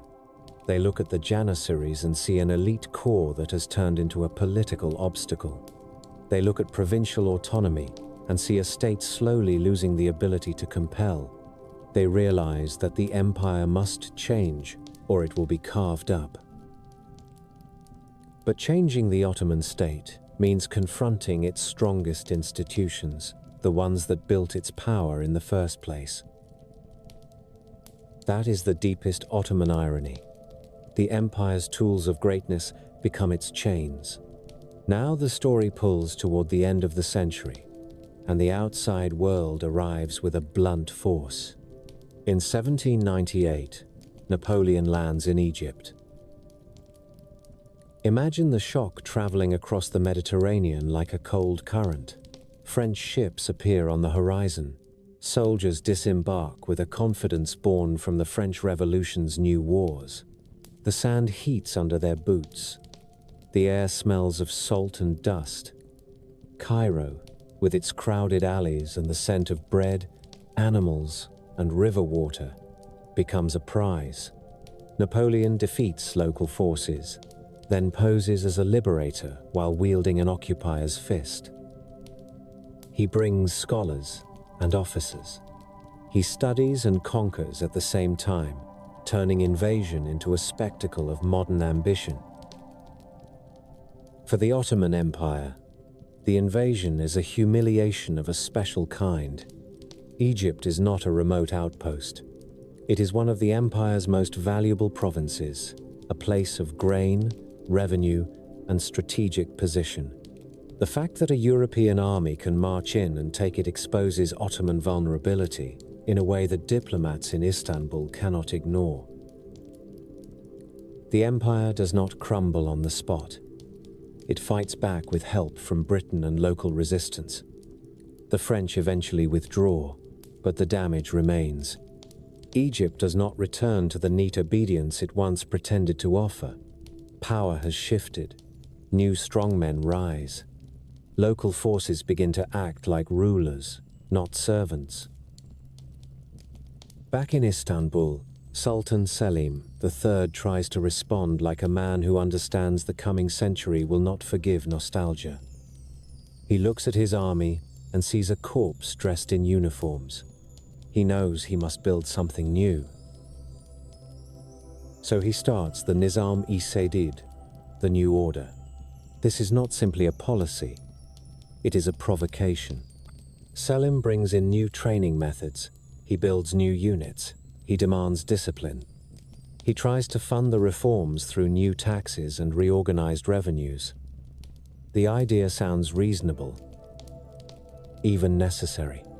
But reason does not matter if powerful groups feel threatened. The Janissaries see the new order and recognize it for what it is, an attempt to replace them. The old core does not want improvement if improvement reduces its privilege.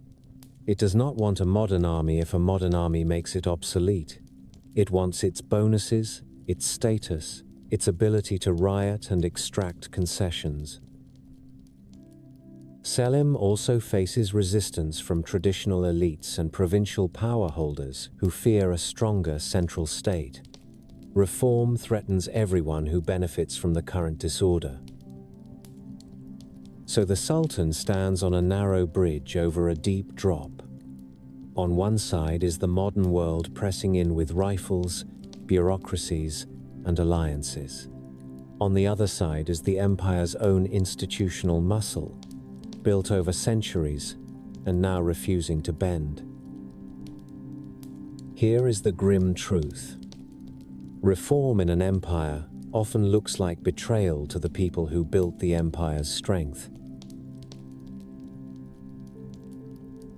In the palace, Selim can still wrap himself in silk and ceremony, but the silk does not protect him from the logic of power. At night, the corridors remain quiet, yet the quiet no longer feels controlled. It feels anxious. The same silence that once hid palace intrigue now hides the possibility of revolt. A guard watches a doorway and wonders whether he will be ordered to defend the Sultan or arrest him. A courtier smiles and calculates which side will win. As the century closes, the Ottoman Empire still stands. Its mosques still cast long shadows in afternoon sun. Its markets still buzz with trade. Its provinces still pay, at least on paper. But the empire's old confidence has drained away, replaced by a constant balancing act between reform and backlash. The Ottomans once created institutions that could conquer and hold territory across 3 continents. Now those institutions resist the changes needed to survive in a world where conquest has become harder and diplomacy has become sharper. The empire has not reached its final collapse yet. That comes later, with revolutions, nationalism, and world war. But by 1800, the Ottoman state has already stepped into a new era where survival depends on adaptation, and adaptation requires the empire to fight itself. The Ottoman Empire crosses into the 19th century with its nerves exposed. It still looks imposing from a distance. Minarets still spear the sky above Istanbul. The Bosphorus still carries ships like a moving road of salt water. In the markets, copper pans still ring under hammer blows. Spices still stain fingers. Silk kaftans still whisper across palace floors. But the empire no longer trusts itself. That is the real change. It cannot trust its army. It cannot trust its provinces. It cannot even trust the men in uniform standing closest to the throne, because those men have learned how to make rulers afraid. Sultan Selim III tried to build a new army, a new order, because he could smell the future the way sailors smell a storm before the first wave rises. He understood that the empire's enemies now drilled in squares, marched in disciplined lines, and fired in coordinated volleys. He understood that courage without organization dies quickly under modern artillery. He also understood something more humiliating. The Ottoman state, once the terror of Europe, now had to imitate Europe just to survive. That realization is poison in an imperial court. It tastes like defeat before the battle even starts. Selim paid for reform with his life. In 1807, the Janissaries and their allies rose and forced him from the throne. They did not need to bring foreign armies through the gates. They used the empire's own institutions against it. The palace corridors filled with sudden movement, boots on stone, the harsh metallic scrape of weapons being lifted. Men who had once bowed to Selim now looked away, as if they could not bear to meet his eyes. The Janissaries did not act like servants. They acted like owners. Selim's successor Mustafa IV tried to keep order by offering concessions and clinging to tradition, but the empire was already in the kind of crisis that does not respond to politeness. In 1808, A reformist faction and provincial forces moved in to restore change. They removed Mustafa, and Mahmud II took the throne. Mahmud II is not born a conqueror, but he becomes a survivor. He understands that the Janissaries have turned into a permanent threat. He understands that reform cannot succeed as long as the most powerful armed group in the capital behaves like a cartel. He waits. He watches. He learns. Inside Topkapi, the silence of the harem and the council chambers feels more tense than before, as if the air itself holds its breath. Mahmud sees how power moves. He learns which officials whisper into which corridors. He listens to petitions and hears the same complaint in different voices. The Janissaries demand pay. The provinces resist orders. The treasury groans. The empire's borders rattle like a door in a strong wind. And then the world outside the palace starts to peel away. In 1821, Greek rebels rise. The rebellion does not begin as a neat war between uniformed armies. It begins with fear, rumor, revenge, and sudden violence in villages and ports. A priest whispers about freedom. A merchant passes a message. A young man with a knife decides he is no longer afraid. Ottoman officials respond with harshness, and harshness breeds more rebellion.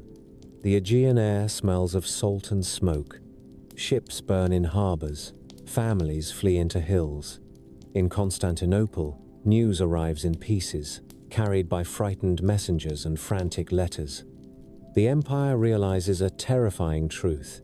People who have lived under Ottoman rule for centuries can now imagine leaving it. Mahmud tries to crush the revolt, but the situation escalates.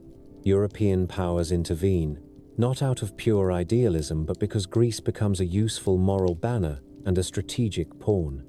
In 1827, at Navarino, a combined British, French, and Russian fleet destroys the Ottoman Egyptian fleet. Cannon smoke thickens over the water. Splinters fly. Fire races along decks. Men jump into the sea and vanish. The Ottoman side does not just lose ships. It loses a sense of control over the Mediterranean's narrative. It learns that Europe can strike Ottoman forces directly and then justify it as civilization defending itself. Mahmud absorbs that humiliation and doubles down on what he believes is necessary. He turns his gaze inward toward the Janissaries.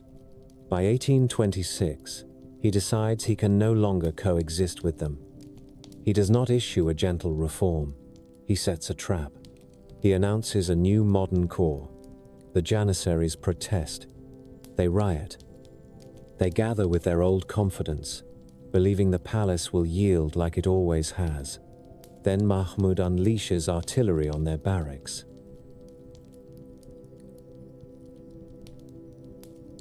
The moment becomes known as the Auspicious Incident, a name that tries to make slaughter sound like destiny. In reality, it is smoke and screams. The cannons roar inside Istanbul. The sound echoes off domes and stone.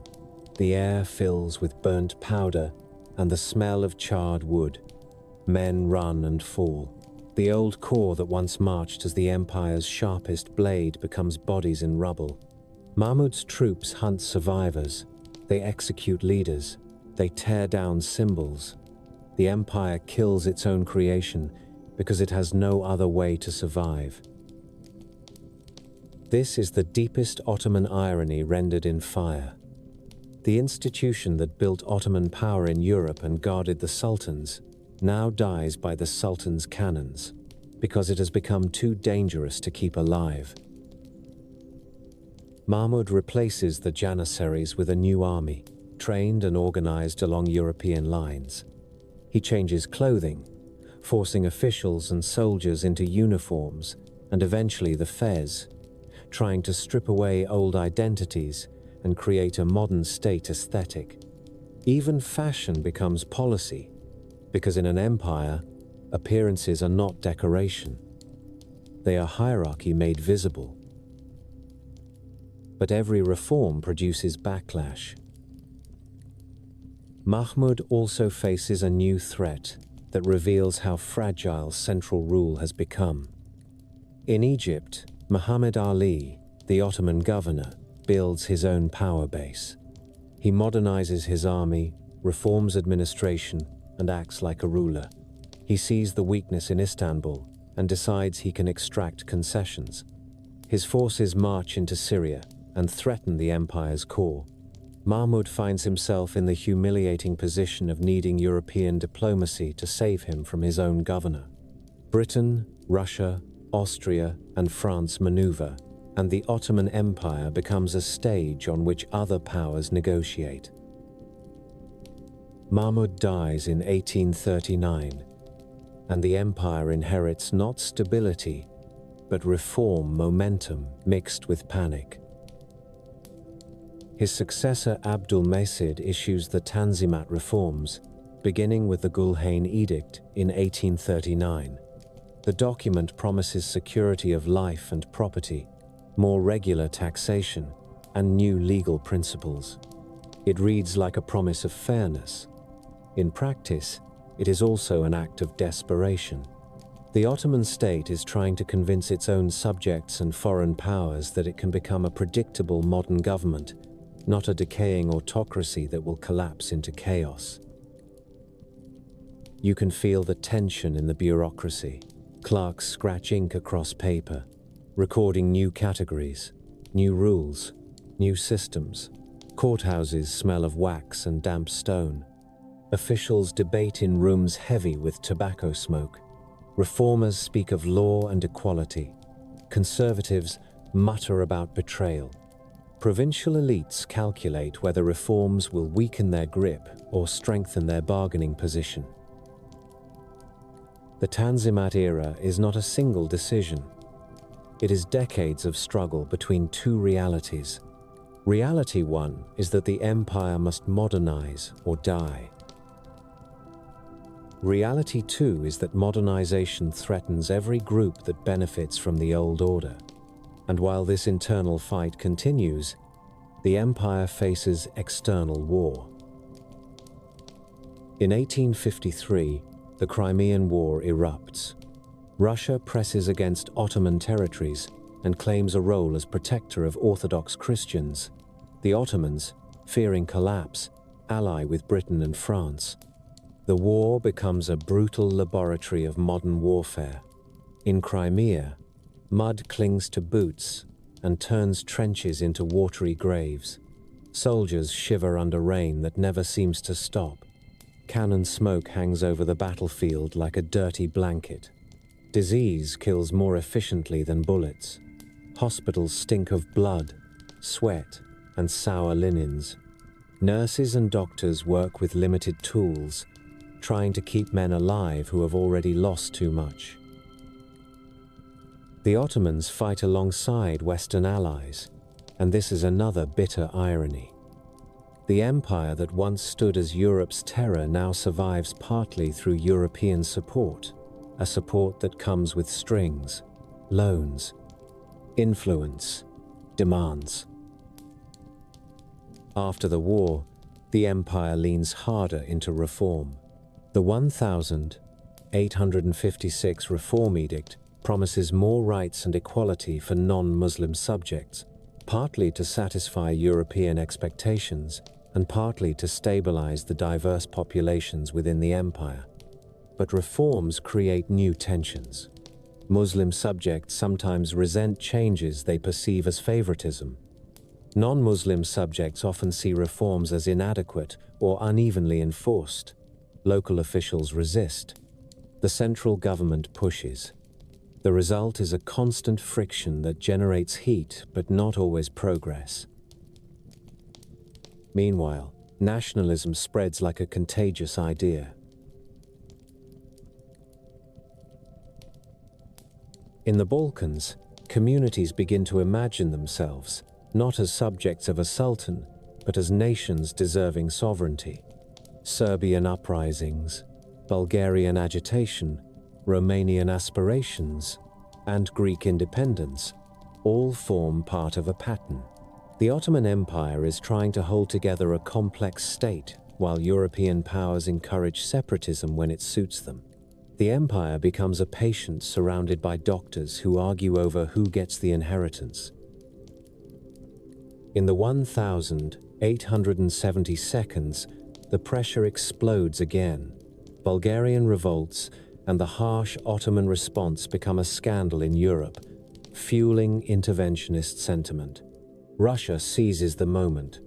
The Russo-Ottoman War of 1877 and 1878 brings disaster. Ottoman soldiers retreat through snow and mud. Rifles crack in cold air. Villages fill with refugees, carts loaded with blankets, children crying, old men staring at the road as if it has betrayed them. Constantinople itself feels threatened. The war ends with treaties that redraw the Balkans. The Ottoman Empire loses territory and influence.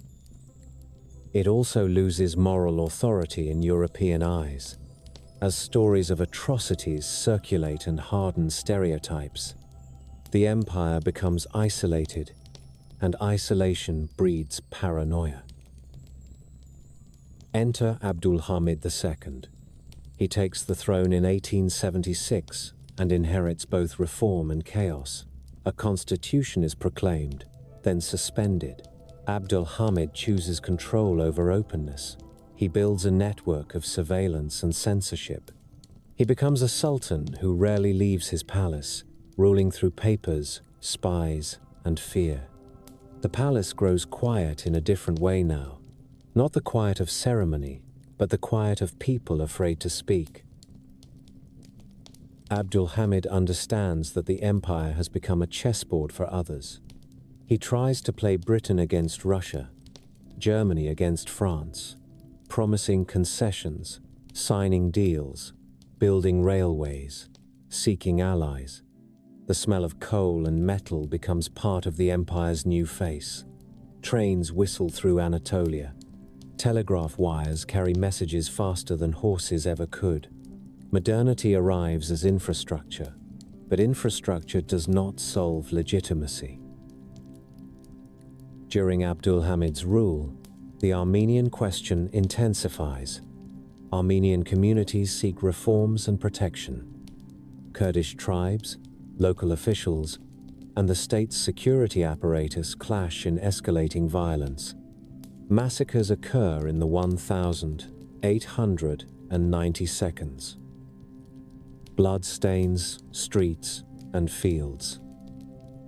Survivors carry trauma like a second skin. The empire tries to suppress dissent and maintain control, but repression fuels more resentment, and resentment fuels more fear. This is the trap of late empire. It responds to instability with violence, and violence creates more instability. By the end of the 19th century, the Ottoman Empire remains on the map, but it has changed fundamentally. It has lost large portions of its European territories. It has become dependent on foreign loans and foreign diplomacy. It has built modern systems while struggling to modernize its political soul. It has tried to reform, then retreated into authoritarian control. It has killed its janissaries, the old engine of conquest, and replaced them with new armies that still struggle to match European powers. It has promised equality while enforcing hierarchy. It has relied on the old centralizing instinct while bargaining with provincial power. And through all of this, the palace still glows at night. Lantern light on water, domes reflected in the Bosphorus, silk kaftans still moving through corridors that hold too many secrets. The empire survives, but survival has become a kind of exhaustion. The next phase will not merely test whether the Ottomans can reform. It will test whether the empire can remain an empire at all in a world that now worships the nation-state, the mass army, and the ruthless arithmetic of industrial war.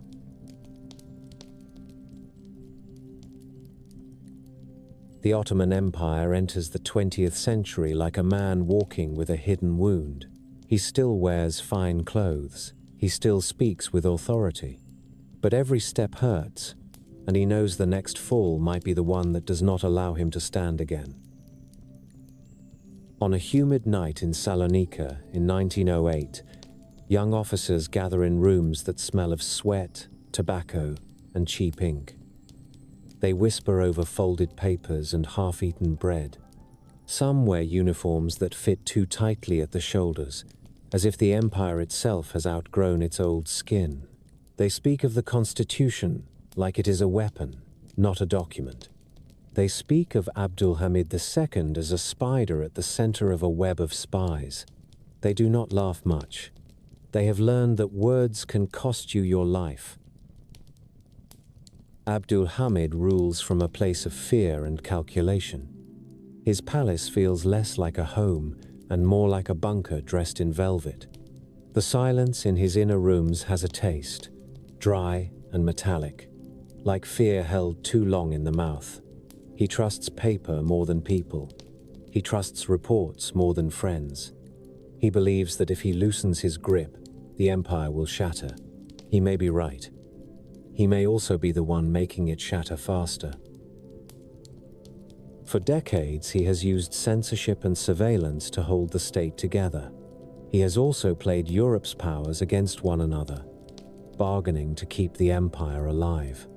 But bargaining requires leverage, and leverage weakens with every lost province, every foreign loan, every treaty signed with a pen that feels heavier than a sword. The Young Turks understand something simple. If they wait, the empire will die on someone else's schedule. So they move. The revolution of 1908 forces the restoration of the constitution. The streets fill with cheers, not only in the cities but in provincial towns, where men have never seen Istanbul's palaces and still feel the weight of its taxes. Crowds shout for liberty. Soldiers embrace civilians. For a moment, the air tastes like possibility. But possibility comes with a shadow. The Young Turks, organized around the Committee of Union and Progress, do not merely want freedom, they want control. They believe the empire can survive only if it becomes centralized, disciplined, and loyal to a single national idea. They inherit a state built on managing difference through hierarchy and negotiation, and they begin to favor a harder approach.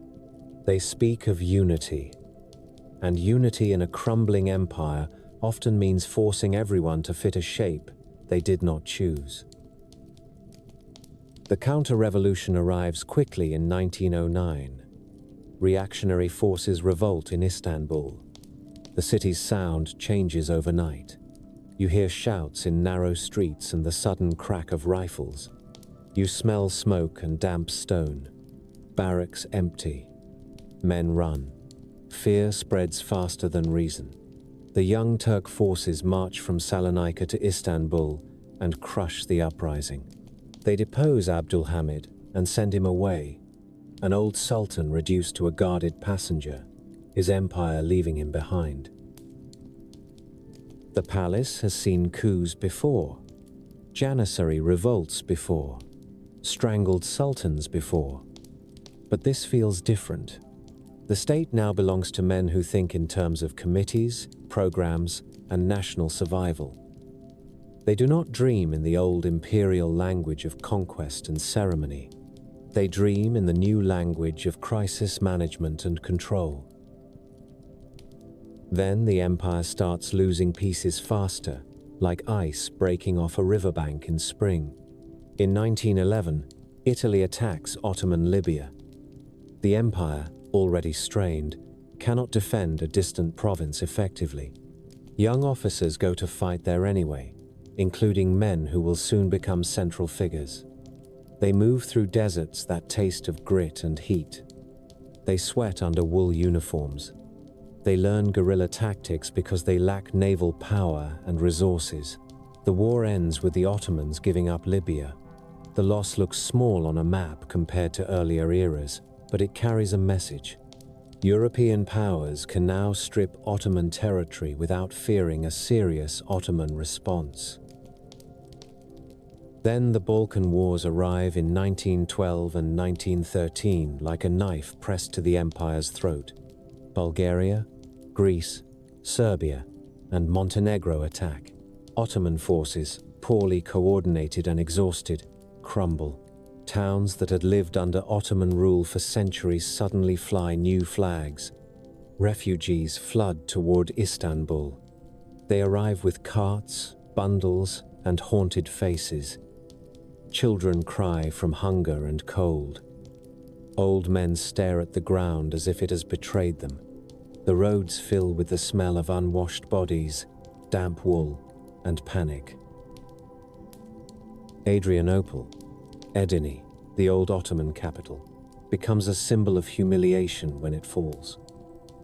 The empire that once threatened Vienna now fights to keep the outskirts of its own heartland. Even when the Ottomans recover Edirne during the Second Balkan War, the psychological damage remains. The Balkans, long a core arena of Ottoman identity and revenue, slip away. This is not only a strategic loss, it is a wound to memory. In Istanbul, the Young Turk leadership responds with urgency and ruthlessness. The coup of 1913, led by figures like Enver Pasha, pushes the empire into a more openly authoritarian direction. The empire now sits in the hands of men who believe that hesitation is death. They look at the map shrinking, and they decide that survival requires drastic action. And here the tragedy tightens, because the empire is no longer simply a state defending borders. It becomes a desperate patient willing to accept increasingly dangerous medicine. European powers watch the Ottoman decline like creditors watching a debtor. They talk about reforms and protections for minorities, but they also talk about ports, rail lines, and influence. Russia presses from the north with the old dream of controlling the straits. Britain cares about routes to India and oil.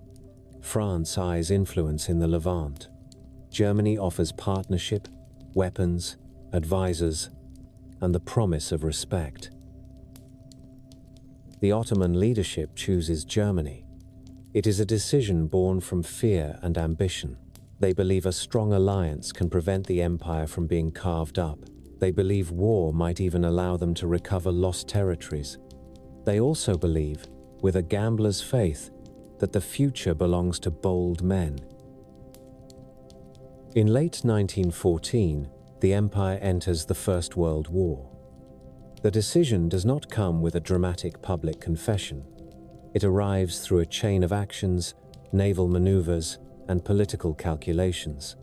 Then suddenly the empire is at war with powers that have larger economies, global resources, and armies that draw from industrial systems.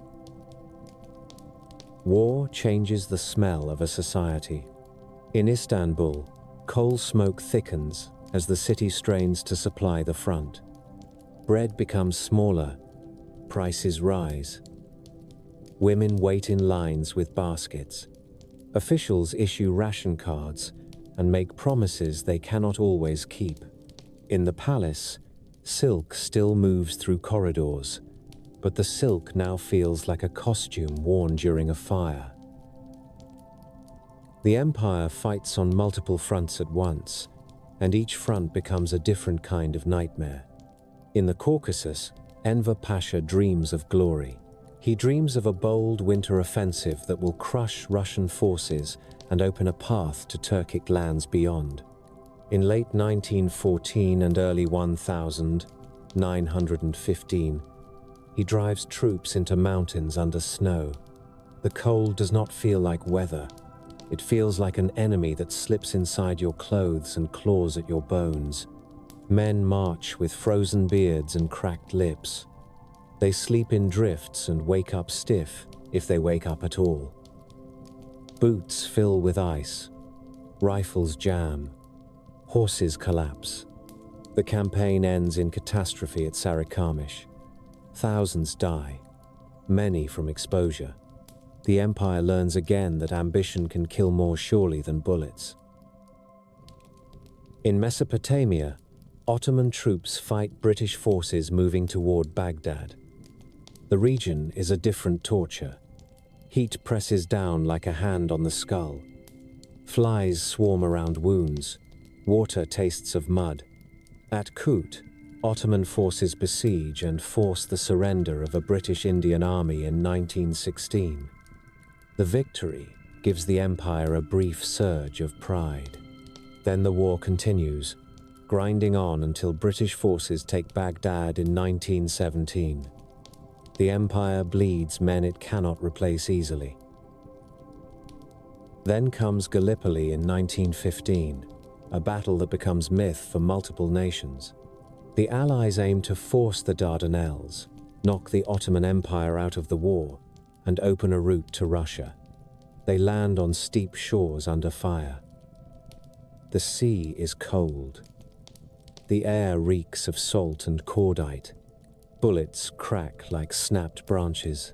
Men slip on wet rocks and fall into water stained red. The trenches form quickly and then deepen into a world of mud, lice, and constant fear. The stench of decomposing bodies lingers because the dead lie too close to the living for comfort and too many for proper burial. Ottoman defenders, including officers like Mustafa Kemal, hold the lines with brutal determination. They do not fight with romantic zeal. They fight because retreat means the enemy reaches Istanbul. They fight because commanders shout and because fear can focus the mind into a narrow tunnel. They fight until the ground itself looks shredded. When the Allies withdraw in late 1915 and early 1916, the Ottomans claim a major victory. The empire celebrates. For a moment, it believes it has proven it still has life. But that victory does not change the deeper math. The empire has fewer resources than its enemies. It fights a war of attrition with a fragile economy. It also faces internal pressures that war amplifies. This is where the story turns darker, and it must. Because the empire's end is not only a military defeat, it is also a moral collapse. In 1915, Ottoman authorities begin mass deportations of Armenians from eastern Anatolia and other regions, framing it as a security measure in wartime. What follows is a catastrophe. Deportation columns move along roads under guard. People stumble through dust and heat. Hunger strips bodies down quickly.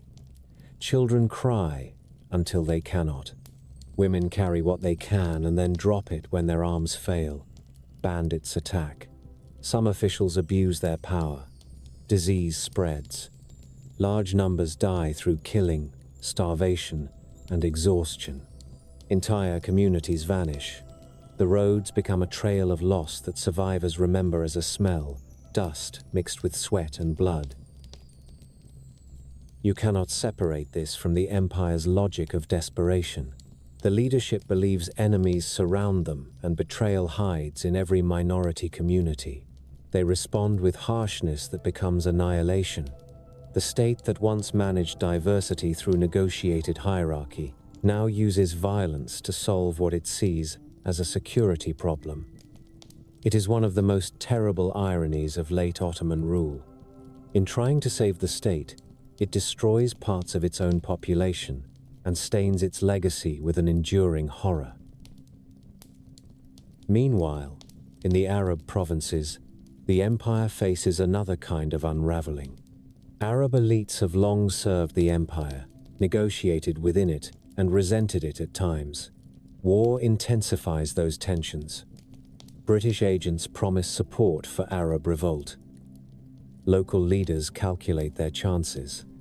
In 1916, the Arab revolt begins, and the Hijaz Railway becomes both artery and target.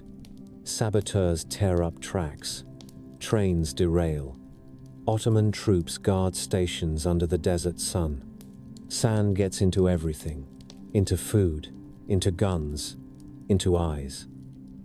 Water becomes a constant worry. The desert is quiet, in a way that feels like being watched. The empire tries to hold the Levant and Arabia. It still has competent commanders. It still has loyal troops, but it fights while the ground shifts beneath it. Loyalty becomes conditional. Hunger becomes political. Britain advances through Palestine with fresh supplies and growing momentum. Ottoman lines stretch thin.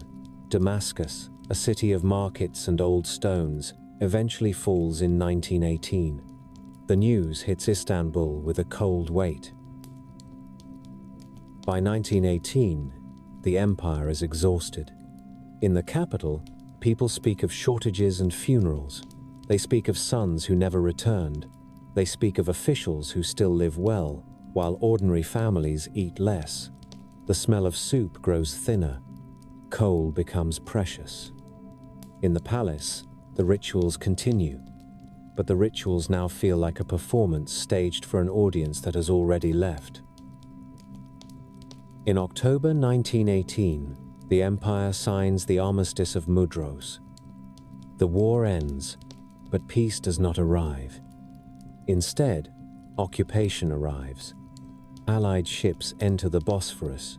You can picture them in the grey light, steel hulls cutting through water that once carried sultans and admirals.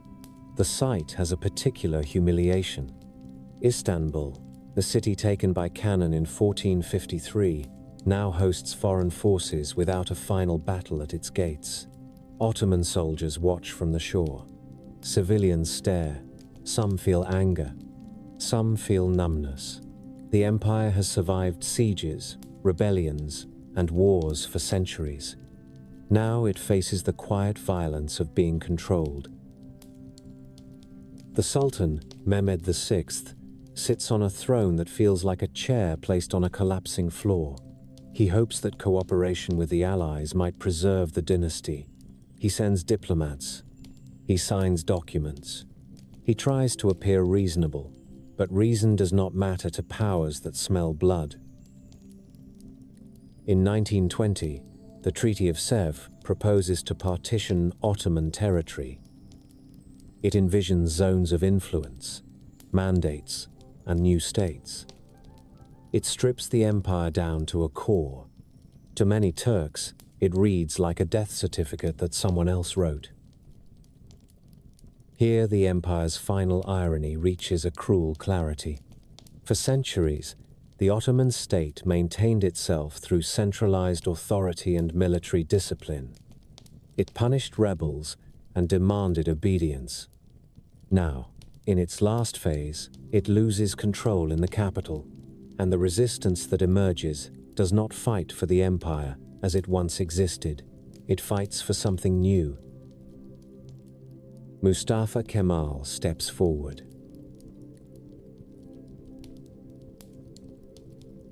In 1919, he travels to Samsun, officially to oversee order, and he begins organizing resistance instead.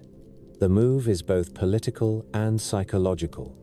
It tells people that the future will not be decided in occupied Istanbul, but in Anatolia, where the ground is still under Turkish control and where local support can become an army. Ankara becomes the center of a new legitimacy. Meetings take place in rooms that smell of wood, smoke, and damp cloth. Men argue over maps on tables scarred by knives.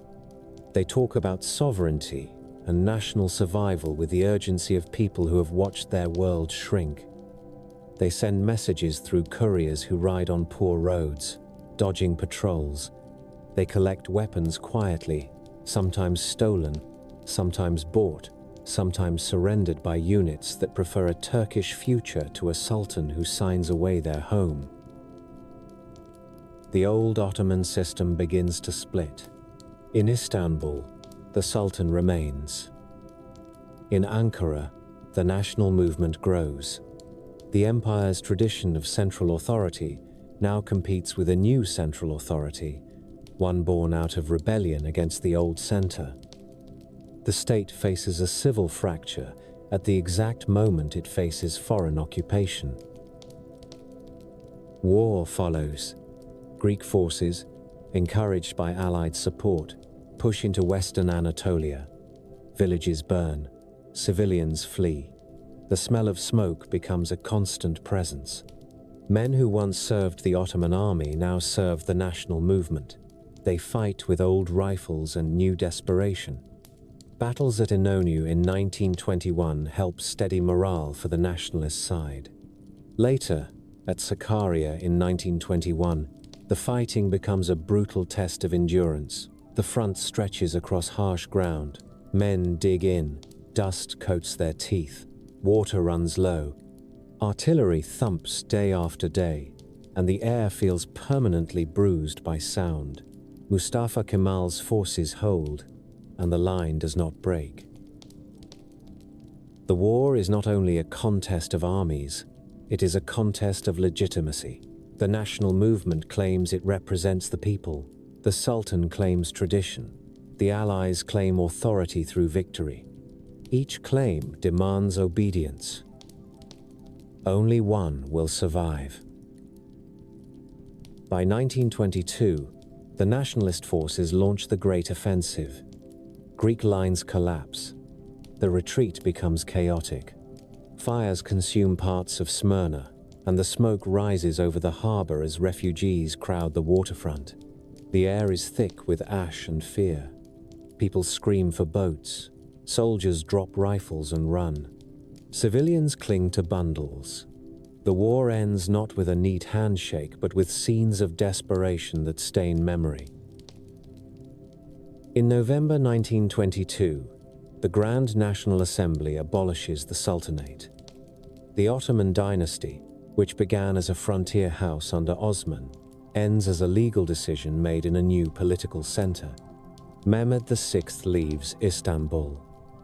He boards a ship and departs under foreign protection. The image is almost unbearable in its symbolism. The last sultan of a 6th century empire leaves his capital not at the head of an army, but as a displaced figure carried away by the same powers that occupied his city. In 1923, the Treaty of Lausanne recognizes the boundaries of the new Turkish state. Later that year, the Republic of Turkey is proclaimed. Istanbul remains, but the empire does not. Now look back across the centuries and feel the weight of what has happened. The Ottomans built an empire from frontier raids and turned it into a disciplined machine. They created the Janissaries to guarantee loyalty and used them to conquer continents. Then the Janissaries learned their own strength and turned into a threat that sultans had to destroy with cannons. The Ottomans formalized fratricide to prevent civil war, and in doing so they trained princes and mothers to live inside paranoia. Later they replaced fratricide with confinement, and confinement produced rulers who lacked experience, leaving power to ministers and factions. The empire survived each crisis and grew skilled at improvisation, and that skill also became a trap. Survival encouraged denial. The state learned to keep going even when it should have changed sooner. In the end, the empire did not fall only because enemies attacked. It fell because the world changed, and the Ottoman system struggled to adapt without tearing itself apart. It fell because modern war demanded industrial capacity the empire could not match. It fell because nationalism offered a new story that imperial hierarchy could not compete with. It fell because fear drove decisions that created lasting wounds. It fell because a state built to expand found itself forced to retreat, and retreat does not feed an imperial soul. Yet even as the empire dies, its remnants shape the world that follows. The streets of Istanbul still echo with footsteps. The domes still hold the sky. The palace corridors still remember the soft scrape of silk and the sharper sound of a cord tightening in a dark room. The empire ends, but the memory stays, complicated and heavy, full of brilliance and cruelty, full of survival and self-destruction.